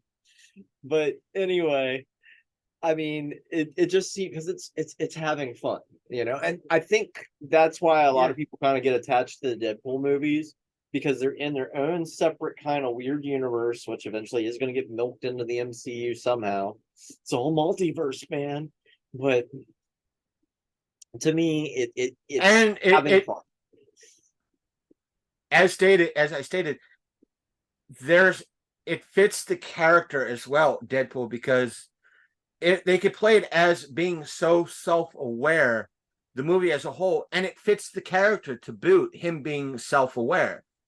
It fits. And if it fits so damn hard. If Ben Affleck is in this, as terrible as it makes me sound, but I want Deadpool to interact with him, go boom, Phantom's like a motherfucker. Or shouldn't you be wearing a cape and cowl? Yeah. I just think that would be funnier. Boom, Phantom's or like Batman jokes, like shouldn't you be on another property right now wearing a cape and cowl and messing with bats? Oh wait, that's that kid who sparkles in the daylight. Oh, I would pay good money to see. It's like, shouldn't you be wearing a cape and cowl and being in a different property? No, you're talking about the other guy that kind of twinkles. Oh, you mean the guy from Twilight? Yeah. Yeah. But even though him switching back to being Daredevil, it's like, I do have the same type of qualities of a bat, though. I do use echolocation, that sort of thing. It's like, oh, shut up, Batman. Or worse, just making the offhand reference. Oh, didn't that guy who twinkles replaces you? I'm blind. I'm blind. That would be great. But I mean, I'm excited because it's shooting, it's active. I just hope that it hasn't been Disneyfied, because I still get infinite displeasure every time I'm on Disney Plus, because I always have that odd hope that my favorite Disney movie will appear, and it hasn't yet. Which is Something Wicked This Way Comes. It's not despite the fact that their Disney Plus is removing shit from their platform. Oh yeah, I know they do that, and they edit shit from their platform. Like, look at the stuff from Lilo and Stitch that's been changed. Oh no, some kid might actually hide in the dryer. Or the fact that a little bit of digital hair was added to the back of Daryl Hannah in Splash so they could cover her butt crack. Lovely. Mermaids have hair on their butt. Mm-hmm. Oh, that's besides the fact that what? I said, at least they haven't put Splash 2 and Encino Man 2 up yet. Yes, both things happened. Oh, by the fates. Do not do that. By the fates. Oh, come on, it's trash. We'll watch it. You know what? Do I have... Wait, I have... I gotta filter it out. That should be what I watch tonight while having dinner is probably And yes, see there how is an Encino Man sequel that came out in, I want to say, mid to late 90s, and it was one of those like ABC Disney movies. I don't know if you remember where Disney would have that evening where they would show Yeah. a movie. And yeah, it quietly disappeared. Like I think you can find it on the internet some places. It's one of those things where it should not be found. You know, it doesn't annoy George Lucas, so let's not find it. You know, that's what I tell folks a lot. It's like, well, the uh the Robin Williams version of Flubber was awesome. Like, I am not knocking Robin Williams' performance in that movie at all. Him as a comedian or an actor at all. Rest in peace, Robin Williams. I'm not knocking him at all. But there was a remake before the remake. Oh, no, there wasn't. Yes, there was. It aired on ABC. There were several of them. yes, but the original one was, what was his name? Jerry Lewis, the Hey Lady guy. That was the Yeah, something original like Nutty that. Professor. That was the original. Yeah. And those are 1960s, 70s Flubber. Then it was remade on ABC in the 80s for their Sunday night Disney thing. Then in the 90s, they made another reboot for the theater starring Robin Williams. Again, I'm not knocking what Robin Williams did at all, but I'm just saying there was something between the original and the Robin Williams movie that people forgot. And there were several. I think they made a remake of the original, and they made a sequel to that remake. Right. So, and the thing of it is that like there's whole aspects of Disney that gets lost and forgotten. Like how many people remember the Christopher Lloyd My Favorite Martian remake? I do. I I do. just happened to be working at a movie theater when it came out, but I enjoyed it. It's Christopher Lloyd. You know, who's not going to love that? I But still want to get a chance. I still want to get a chance to meet Christopher Lloyd. I want to do that one year. I might not get an autograph, but I want to at least meet him. And folks at home, to give you a little bit of trivia, my gamer tag for Xbox Live is Rev Jim Esquire, and I told that to somebody with my best friend standing next to me. I said, I gave him that gamer tag, and he's like, I don't get it. It's like, why'd you name yourself that? I said, it's a reference. And my buddy, my best friend, who's not a gamer at all, and has maybe about 5-10 years on me, turned to me and he's like, wait a minute, it's a Taxi reference, isn't it? I went, yeah, you got it in one, because Christopher Lloyd played the Reverend Jim in Taxi. But my buddy asked me, it's like, why'd you add Esquire? Esquire means person of the court. What, you wouldn't think the good Reverend Jim would have called himself Esquire? Him being a reverend, a man of God, in a way, calling himself a man of, somebody of God's court. And besides, it's funny as shit. And I would tell Christopher Lloyd that pure and simple. It's like, I'm making reference to your original character, that he was a laid back type person that just wanted to game. That's my viewpoint on when I game, is gaming for fun. And that's what, I'm sure Reverend Jim from Taxi was, just laid back type of character. Yeah, I'm sure he did pot or, whatever he was on during the time. But still, he was just this laid back character, just wanted to have a good job, do his thing. right. So since we're on the topic of Disney, because Hulu is part of Disney and Disney owns Hulu. And Disney also owns Alien. The most recent Alien film has wrapped with 20th Century Studios, which is how they rebranded Fox, and Fox Films. So that movie has completed filming, I want to say, as of the end of last month. And there is a somewhat brief plot synopsis for it. A group of young people on a distant world find themselves in a confrontation with the most terrifying life form in the universe. Very bland, very general. It's going to be directed by Fede Alvarez, and pardon me for butchering the name. I know I did. But he did basically Don't Breathe, that whole series, the Evil Dead reboot from 2013, which I think is an excellent film. He did the Texas Chainsaw movie, I want to say the most recent one that was on Netflix here in 2022. And yeah, so like his big claim to fame is Evil Dead and the Don't Breathe series, which is kind of I have yet to see the Don't Breathe series. I've heard good things about it, so I want to check it out. Best advice I can give you, because the sequel kind of comes as a shock, because the villain of the first movie is kind of the hero of the second movie. So don't be shocked by that when you see it. Try to watch them as two separate things. Is it on Shudder? I don't think so. Oh, so I'll give it a look. If not, it's probably on Tubi. Everything's on Tubi. Great films. I think he'll add some unique tenseness, because in my opinion, the original Alien film was basically a horror movie. It was a slasher in space. I mean, you could literally remove all the space elements and set it in a Gothic castle, and it still would work. Now this new film, and I'm kind of excited about this because they don't have a lot of big names.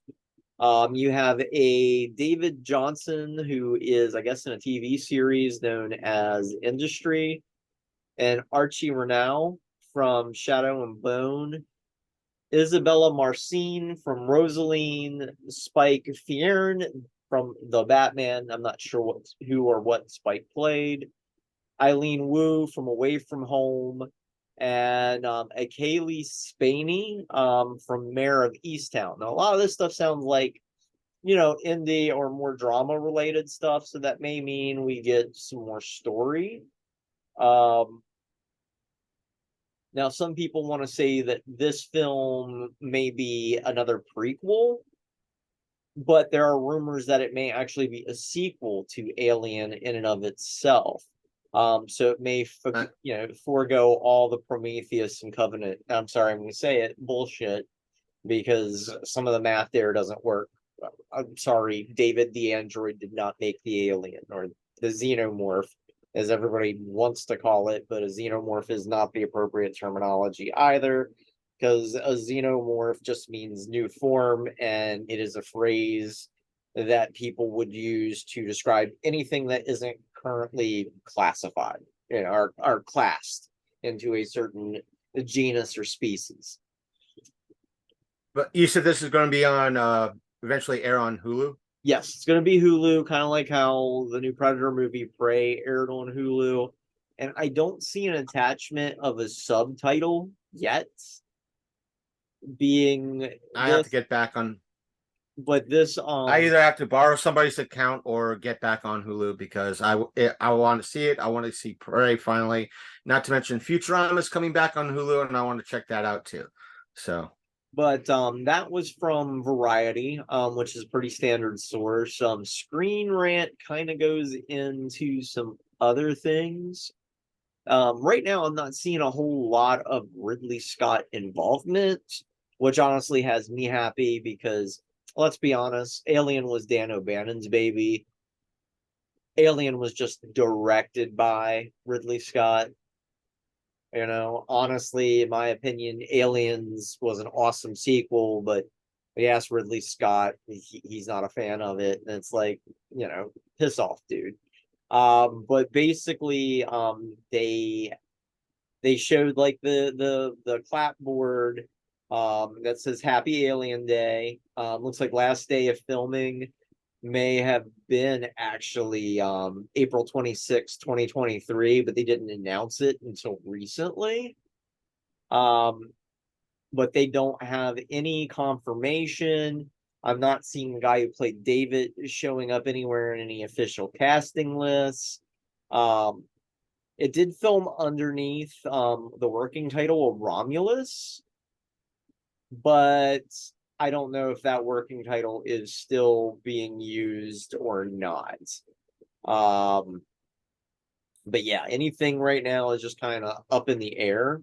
And I think it's interesting that they picked a genuine horror, director to direct this movie. And it kind of tells me, well, maybe they're stepping away from hard sci-fi and bringing the creature back into horror. Because let's be honest, Alien and Alien 3 dips into it, but any other sequels really haven't. Alien was, in essence, at heart, a sci-fi horror. Right. At its heart. Granted, like the way Ghostbusters was, the original Ghostbusters and Afterlife was a comedy horror in a way, or drama horror. Meaning it had comedy elements to it, and A I comedic say horror. the Ghostbusters, Yeah. the comedic horror, because it touched it. It had equal amounts to perfection. Not to be confused with a dark comedy, because like a dark comedy kind of drifts Right. into the whole Cable Man aspect. But Ghostbusters wasn't. meaning Ghostbusters had a little bit of light, and it went a little bit of scary, and it went a little bit light. It had enough that it was a roller coaster that it kept you interested in, and it had a little bit of drama in it too. Aliens had the sci-fi aspect, it had the horror, where Aliens had the action. It was an action sci-fi horror, can be classified, because it had the action elements, it had the horror. It went into a different genre. I think that's why it worked. It had equal amounts of everything in it that made, and James Cameron there were issues from everybody would tell you behind the scenes, but there was a lot of folks that, still, then look at the end product. James Cameron made equal parts of that movie work. He added enough action in it that the people who love action love it. I still enough love how to make he pitched that movie, though. He literally went to a bunch of 20th Century Fox executives, and he's like, I want to make a sequel to Alien. So he wrote Alien up there. And then he's like, but here's the change. He puts the $ at the end of Alien, making Aliens. And like the board members were just eating out of his hand after that. And I'm like, that is such a baller's 80s move that you would not get away with that today. But he made it work. He did, it was a very good movie. It was very good. Made it for a fraction of the budget of the original film, because a lot of people don't know this. Like, most sequels are made with nowhere near the budget of the first movie, because a lot of them don't think it's going to work as a franchise. So you got to film it at almost half or less of the original budget. But because I'm agreeing with you. Yeah. But because I'm agreeing with you. Went to the Roger Corman school of how to make movies, he could make a dime look like $1. He could stretch that. Same. That's why I have a lot of respect for Robert Rodriguez. Make it look like he has $1 million. But where I'm agreeing with that, it's not just that movie. It's the fact that a lot of movies in the early to mid 80s, when it came to even up until like the 90s, if you had a sequel, they didn't give you, this movie original was $100 million budget, so let's give you $150 million for the sequel. No, you got 75, you got $50 million. Look at the original Planet of the Apes. These were blockbuster movies for each sequel, and each movie, the budget was halved. Yep. Important for each movie of the original. You could tell because people wearing ill-fitting ape masks. It just how it works. But nowadays, when you have a movie, whatever it is, it's a success. Instead of having 100 million, they're going to say, "Hey, franchise, motherfucker, let's give you for the sequel not $1 million, $100 million. Let's give you 200 million. No, not 200 million, $300 million." And when it doesn't work out, what happened? Is somebody who didn't like this movie? We don't know what the hell happened. So let's blame all the people that didn't like the, for insert reasons here.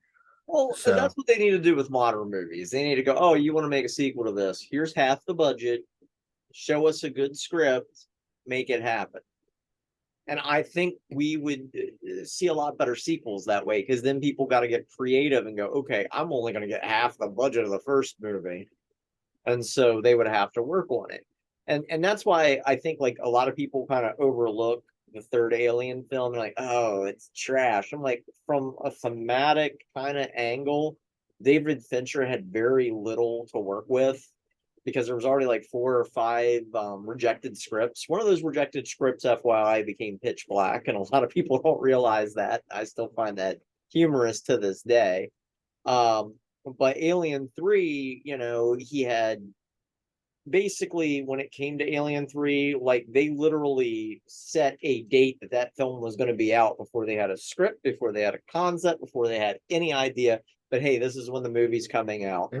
And it lost so many directors and creators that I think what David Fincher did create, even though it was fucked and clearly not his vision, that's why you can watch the work print of Alien 3 and you can see it's a little bit of a better film, but there's no such thing as a director's cut for that movie because he didn't really have much control. They're like, here's this shit show. Again, I'll say this. That, and both, I think Sasha could agree. It's like when I said it before on the show, and I said it to Sasha, when I initially saw James Cameron and Robert Rodriguez part of the movie Alita Battle Angel, I was down. I was down for that. I wanted to see the trailer. I wanted to see the movie because it was two people that know how to do a story and know how to do things. If you want to look at James Cameron knowing how to do a story, his past doing stuff on a budget. Besides that, Robert Rodriguez doing stuff. We're not talking Avatar. We're not talking Avatar. We're talking about stuff in the past that James Cameron has done in regards to story-wise. Now it's, hey, here's $100 million. Robert Rodriguez will be like, I'll call in every freaking favor I can to do this movie and owe people so much to make this $100 million movie look like it's $500 million. And seeing the movie, were there some changes from the OG manga? Yes. And cartoon? Yes. But I see where he was going with it. He was using the second volume as a bridge between, or attempting to use that second book as a bridge between 2 and 3. One and first movie and the second one. I get it. I understand where he was coming from with that as a fan, but he did a wonderful job putting everything together. Wonderful job, and he gets mad props with it. Yeah, does James Cameron have a tendency to be a freaking ass? Yes, he does, and an attitude. But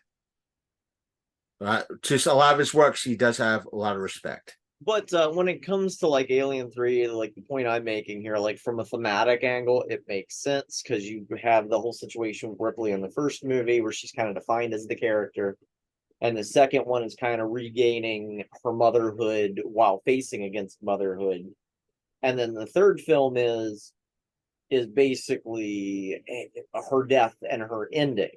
To a degree, I like Resurrection, but I think Alien 3 goes back into the horror angle because you're back to, okay, we don't have a lot of Marines, we don't have a lot of guns. We're in a prison and we got to take this mother out, as well as Ripley because she's carrying a queen mother, which I think is kind of an interesting concept. And yes, if Fincher had more time to develop the script and more time to shoot other than this set in stone deadline, I think it could have been turned into something a lot better than what it was. But you had a horror movie, then an action, and a horror. And Resurrection, in my opinion, kind of went the route of action more than anything else. Prometheus and Covenant. Prometheus, I don't even want to call that an alien movie. It doesn't feel like an alien movie. It feels like the alien bits were kind of shoved in there. To me, the creature that was aboard the ship in Alien will forever be the space jockey. These engineers are their own separate thing. you know. And then Covenant, obviously, that was a full-on alien movie that kind of cribbed from Prometheus a little bit, and it just felt like a clusterfuck.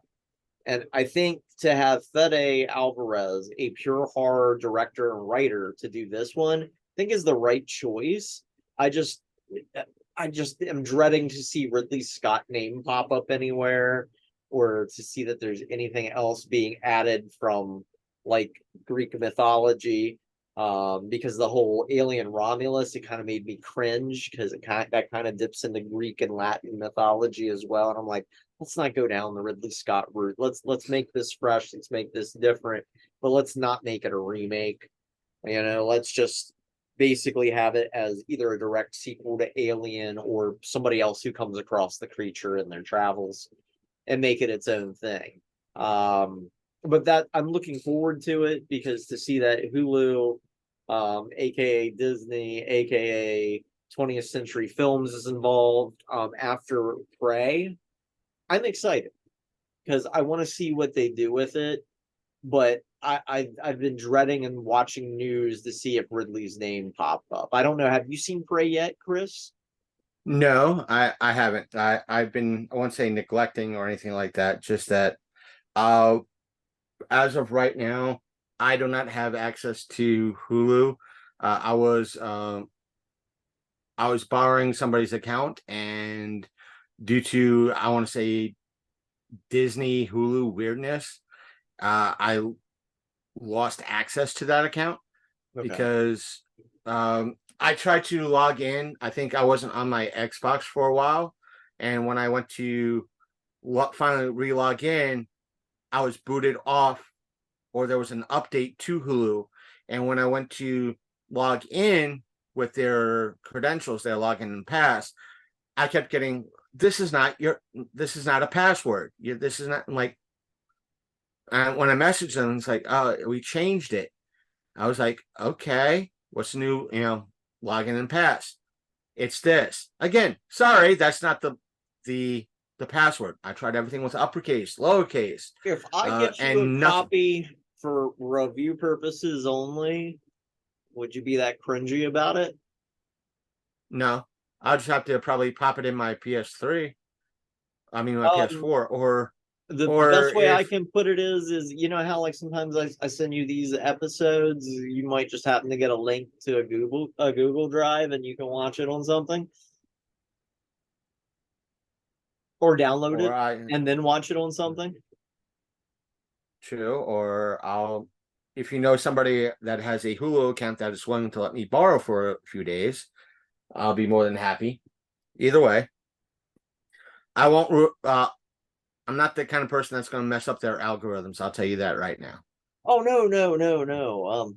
I'm just saying because my much maligned review needs to be done, and there's only one way for me to grab a copy of it for me to review because they haven't put it on physical media yet.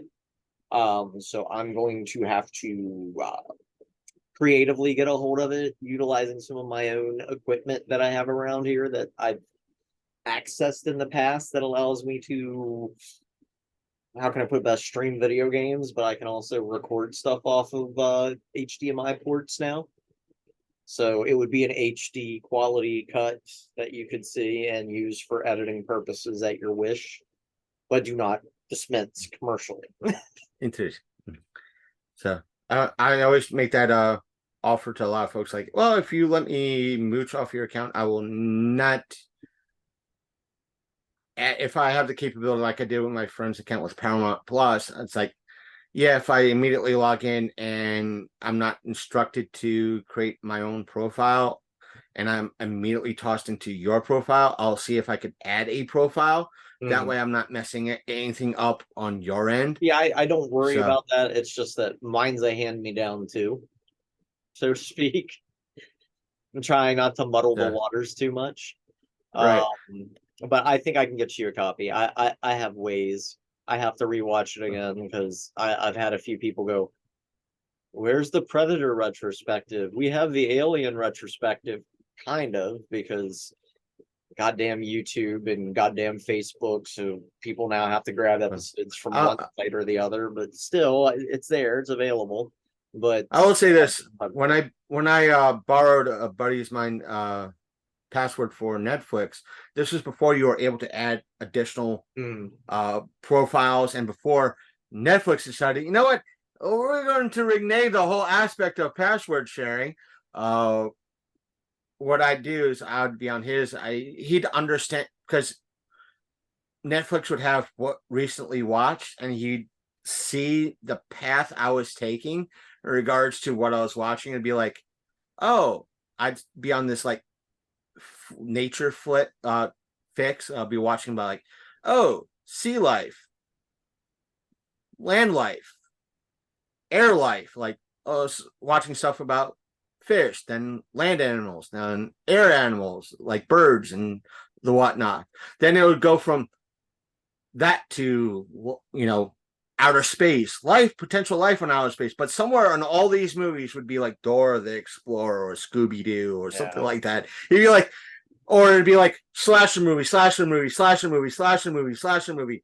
Very Odd Parents. So you'd be like, what the fuck were you thinking?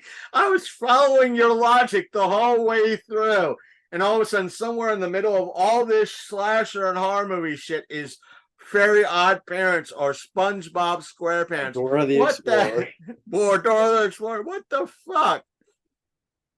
But no, I'll find a way, because I want you, before you see the new Alien movie, whenever it drops, I want you to be able to see what they did with Prey, because I think Prey kind of redeemed itself. I'm just curious where they'll take the Alien versus Predator franchise after this. I know Ridley Scott wiggles his fist at the Alien versus Predator franchise. That's why things have gone screwy with it of late. But Ridley Scott, it is not your property. It's Dan O'Bannon's. And short of you grave robbing, which is what you're doing with Dan O'Bannon and your brother, it is not your property.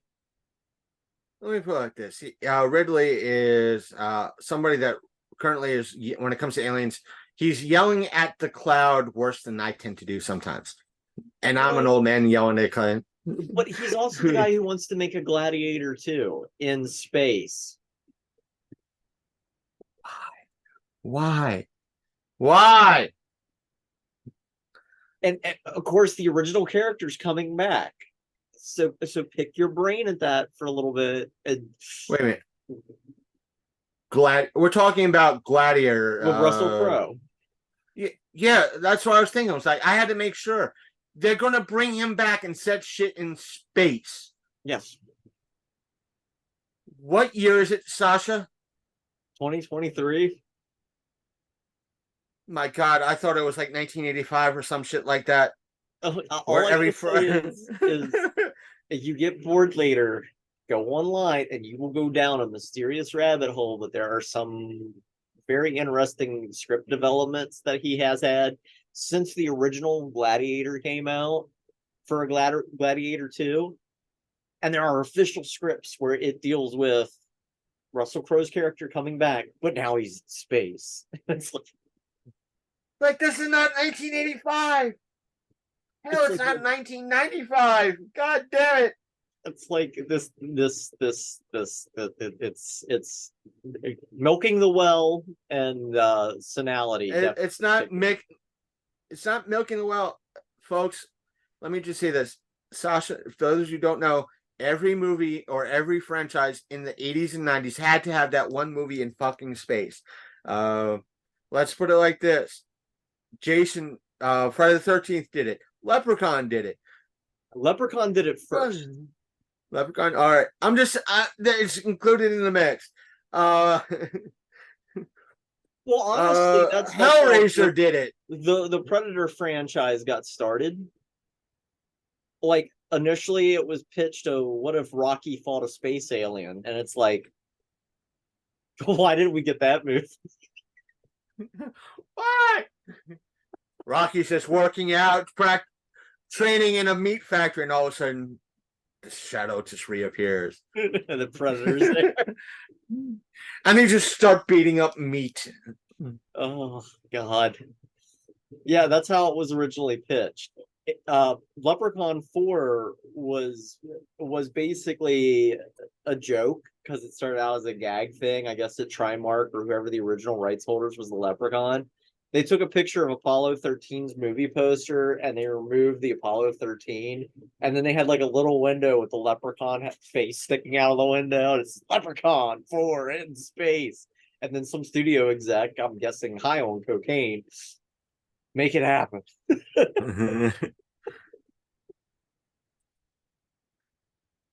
Kind of because we went down a hashtag rant. Do you want to talk about the? I know you want to talk about the Murder She Wrote, or Murder She Murder Rewrote. She Wrote. Well, Rewrote. we know very little on this. It has started out as online speculation.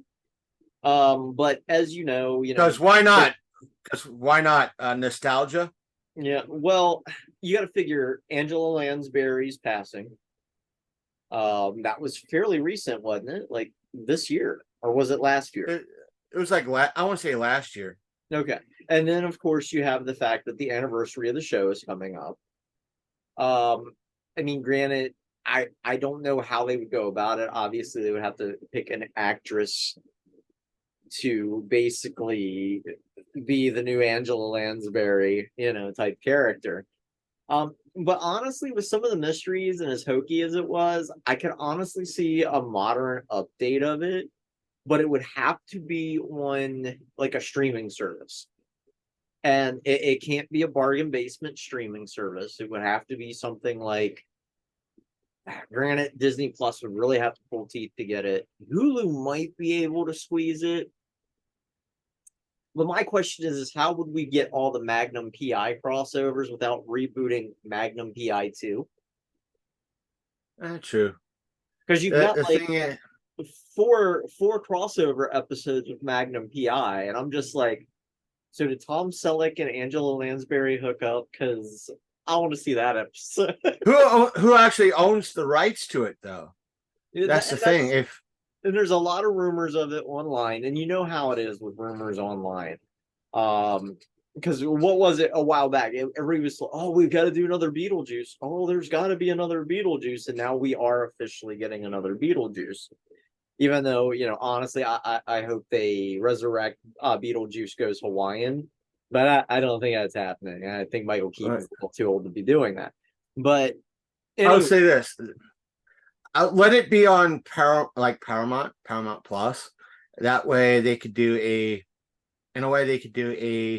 crossover with Blue Bloods. Ooh, that could be interesting. Somebody needs they can. What a way to promote Blue Bloods. Have the folks watch it on the rewrite or reboot, Mercy Wrote rewrite, whatever you want to call it, on their streaming service by crossing over with Blue Bloods on their TV show. Yeah, but who would you get for the modern lead of the character? Because I guess the character's name's Angela as well, isn't it? Yeah, they could do a granddaughter. Yeah, but like, would you just do a full solid reboot? Like, whole new actress, whole new da da da da da. And I mean, you would have to make sure she's middle aged. You don't have to be middle aged. Yeah, but you could make her in her 40s. I mean, let's be honest. We need more people in their early to late 40s. Maybe it's just me talking, but more early to late 40s actors and actresses getting a bit of a spotlight. Sadly, what I'm thinking, and please, Sasha, I'm sorry. I'm going to apologize right here, right now. If they go through with this, the way I'm thinking right now, they'll do it so the alt-right folks that are going to, that so they waive their fist. You're done. They'll waive their fist. What they'll do is, because it has to have diversity, it won't be like let's say a person of color being Angela Lansbury for this character. It would probably be a trans person for no. What's your idea? There's not enough how can I put it best? Leading trans roles out there right now. I mean, we're kind of eking in as background characters. Evil Dead Rise much. What a way to do it, though, Sasha. What a way. What a way. No. And you're gonna laugh. It's kind of messed up, but I think it would work. Queen Latifah as Angela in Murder, She Rewrote. I'd watch it. Kind of, so would I. Kind of. Yeah, I mean, you know, she's good as I'd the be down. equalizer. I'd be down for it a little bit. You know, it's like I was going with the, you know, something that would really piss off the far right crowd. That probably in some way I'd be like, oh dear God, no, they She's the didn't. No, they new fucking didn't. televised equalizer. I don't know if you know that or But yeah, not. So I mean, but perfect. You know, Queen Latifah as it. I could, you know what? Even if they worked it that she was an adopted daughter of Angela Lansbury, you know, I could almost buy it. You know, I'd be kind of down for it. because she has name presence, but kind of like what's his name? Ice-T. I mean, he's got name presence and screen presence, but you could just give them the craft cart and they'll be good. You know what I mean? You don't have to pay them a whole lot. They'd be like, I'm there for just the little bit of bank I get and my name out there. And hell, we'll throw in Ice-T as kind of like as a love interest. Yes. Ice-T is I'm just want to make sure because you have Ice-T and Ice Cube. Ice-T is the one that was on Ice-T is from Surviving the Game. no, I'm talking TV show. TV show is the one from one of those Law and Order TV shows. Yeah, the Law and Order. That's what I want to figure out. Law and Order. Which he Law was, and Order. Who voiced the I gotta use it as the reference because also he voiced a character in Borderlands 3. Was it Ice-T or Cube? It makes me sound so bad. Ice Cube. I know which one you mean. Ice Cube. Yeah, Ice Cube. Yeah, it was Ice Cube. Yeah, have him show up. Yeah, they could be twins. Why not? They both played cop, in essence, both cop, and do the crossover for on Blue Bloods. That would be so. Ice Cube. Ice Cube. I'm gonna really sell it here. Is our new Magnum.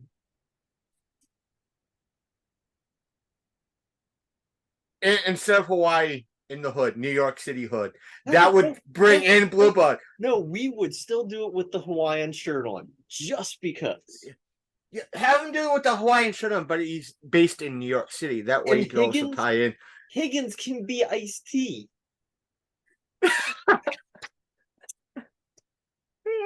Or better yet, because you know how Higgins had the dogs and he was the rich guy? Just make it Snoop. Yeah. Snoop is Higgins. I think that might be taking it a little bit too far, but I could see Ice-T and Ice Cube being a part of it and Queen Latifah.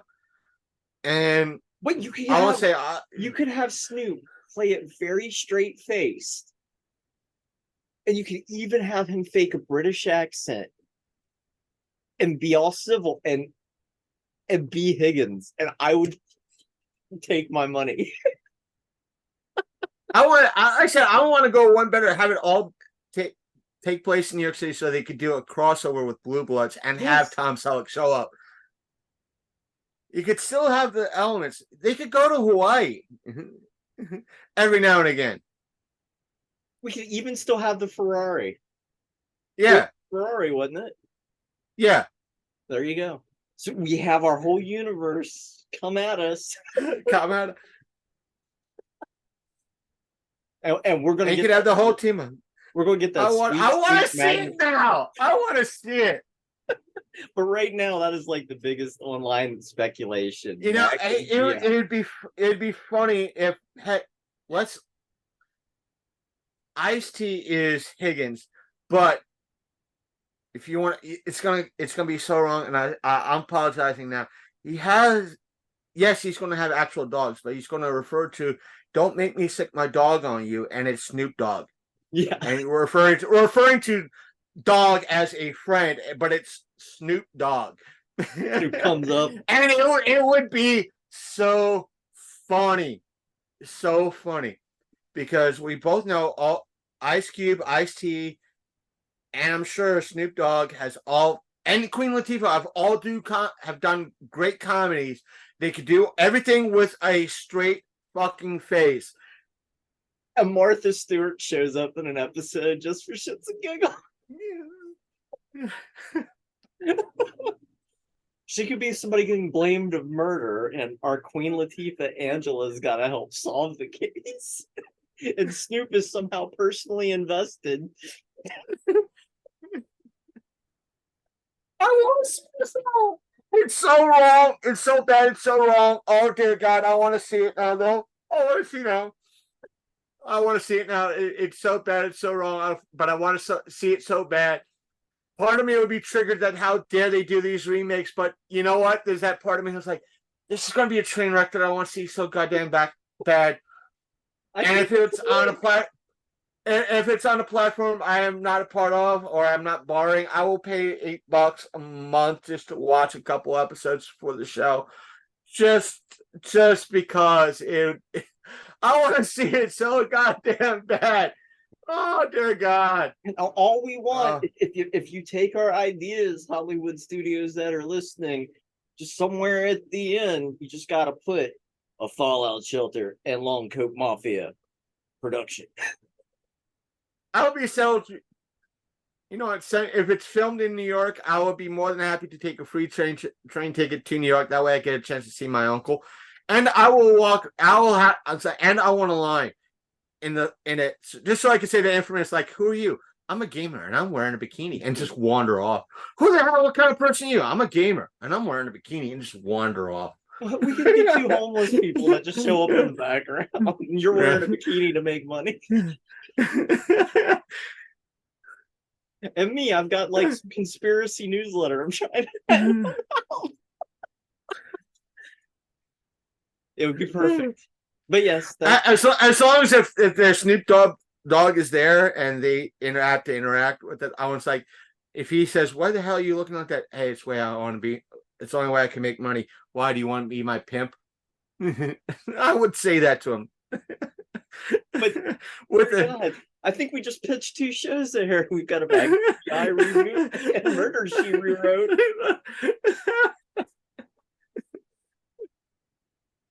Oh, instead of Magnum PI, it'll be Magnum PIMP.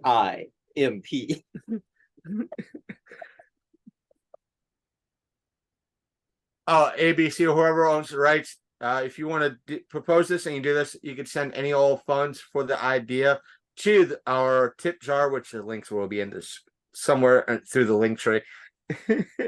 But no, I saw that online speculation, and I'm like, I think people have a point. There is something that could be worked here. Our ideas aside, but what are your thoughts outside of our crazy ideas? Outside, I want to see if it's for real, who the casting is, and possible if it does go down the pike, trailers and so forth and so on. To kind of quote Jason Ackles, because he's the one that said it best. He said his best friend Jared from Supernatural got pissed at him because he didn't, when he was working on, in essence, the Supernatural prequel. I think that's what he was making reference to. Why wasn't, he's like, Jared got mad at me because I didn't tell him. He's like, well, the reason why I didn't tell you, because that's the rule. You don't tell anybody until everything's set in stone. We were just doing all the prep work and everything else. The deal didn't go through yet. And I'm not going to believe anything for certain until it's officially gone through and I hear it from official channels. Well, what I'm saying is more about, because you know how these rumor mills get started. Because we had the one for the longest time, Hocus Pocus 2. And then we finally got it. And oh fucking God, did we get it. It was terrible. Now you got Beetlejuice 2 coming down the pipe works. People have rumored that for how long? And now all of a sudden, we can get Jenna Ortega into this. Which, cool. Awesome. But I'll wait to see what they do with it. The fact that we have Winona Ryder being a part of it, and the OG Beetlejuice, Michael Keaton part of it. And what's her name? Gina Davis is in. A lot of the original cast is part of this. How I've heard rumors that Beetlejuice is supposed to be married in this. How that plays out, I have no idea. Is it the bisected But woman? That would be cool. You know, the one where we played with the legs. yeah, I want to see. I want to see more. Granted, we're having everything seems to be confirmed, but there's been so many times that fan trailers have been circulated and everything else, and I've had folks, bogus, yeah. I've had like a friend of mine post up on. She has like a movie group on just on Facebook, and she shares a lot of like the stuff fan trailers on that, thinking that it's a legit trailer for the next movie. I'm like, no, this is a fan trailer. How do you know? Because it used like she posted up a fan trailer saying it's Back to the Future 4, and it's a fan trailer. How do you know? They used footage from Ready Player One. That's how I know. Yep. And she's like, really? I'm like, exactly. Granted, you're putting content for your group in this, but it's how I know. But look at it this way. One of the things that I'm basically saying here is that there's been weird speculation like that, and then we have gotten actual product because of that crazy speculation. Like again, Hocus Pocus 2, unfortunately, Beetlejuice 2, jury's still out on, and you know everybody's been pushing for a Death Becomes Her remake, which may or may not be happening. You know how the rumor mills are. I could care less one way. I'll put it like this. Let me say this. When it comes to stuff that's been in the rumor mill for years and years and years, so far, out of, let's say, the three, it's now, I want to count three. It's been 50-50. First, I'll say the first one that's been rumored years and years, and we got I want to say an excellent product over it, was the Alita Battle Angel. Yep. That was rumors for over close to 20 years, and we got an awesome product out of that. But for every Alita, we got an Akira. Because that Akira didn't happen yet. Right, but so I'm counting stuff that's come out. Oh, sorry, Weebs. Akira, not Akira. But stuff that's come out. So far, stuff that's come out that's been rumors for years and years and years. One, we have a mark in the win column. I want to say that first and foremost with Alita Battle Angel. The fail column was the Hocus Pocus 2. Fight me. Yep, on that. Hated that. It was not interesting. It held no value for TV. It was terrible. That's it. Now we're quite possibly, I'll believe when I see it, Beetlejuice 2. Well, I'll see it when it comes out. Or casting as well as Tim Burton, so it's definitely in the pipe. When the final, whether or not I'll see it in the theater or on Disney Plus, we'll see. Either way, good chance we'll talk about it here on the show, and it'll be shared to the standard platforms. So, I think we got a good pitch here. We need to go market it. Hell yeah, I want to see that shit. And folks, would you want to see our idea of, Ice-T, Ice Cube, and Queen Latifah, and not just a Magnum PI and Magnum PI and PI. PI. I want to see this shit. Tell me if you want to see this shit. Indeed. Leave comments below. Leave comments down below. But anyways, as I like to say, that's the show. So, keep it real, take scare. And Lumsner, you got anything to add there, buddy? Yeah, I'm a gamer and I'm wearing a bikini. Woo! If you want to see it, you have to donate to our tip jar. So rock out with your cock. Oh, that's your side, not my side. But either way, remember, folks, if you don't want to, I'll say this, and even though we're closing out the show, liking, sharing, watching all this stuff, and leaving comments down below wherever you can is just as helpful as putting funds in our tip jar and signing up to our Patreon. Yep. Say that right here, right now. Join the Get the word out. Darkness. Join the mafia. Well, not that mafia. Join the mafia. His mafia. But anyways, have a good night all. Later, folks. All right. Let me kill record. Oh, they moved the record button on me.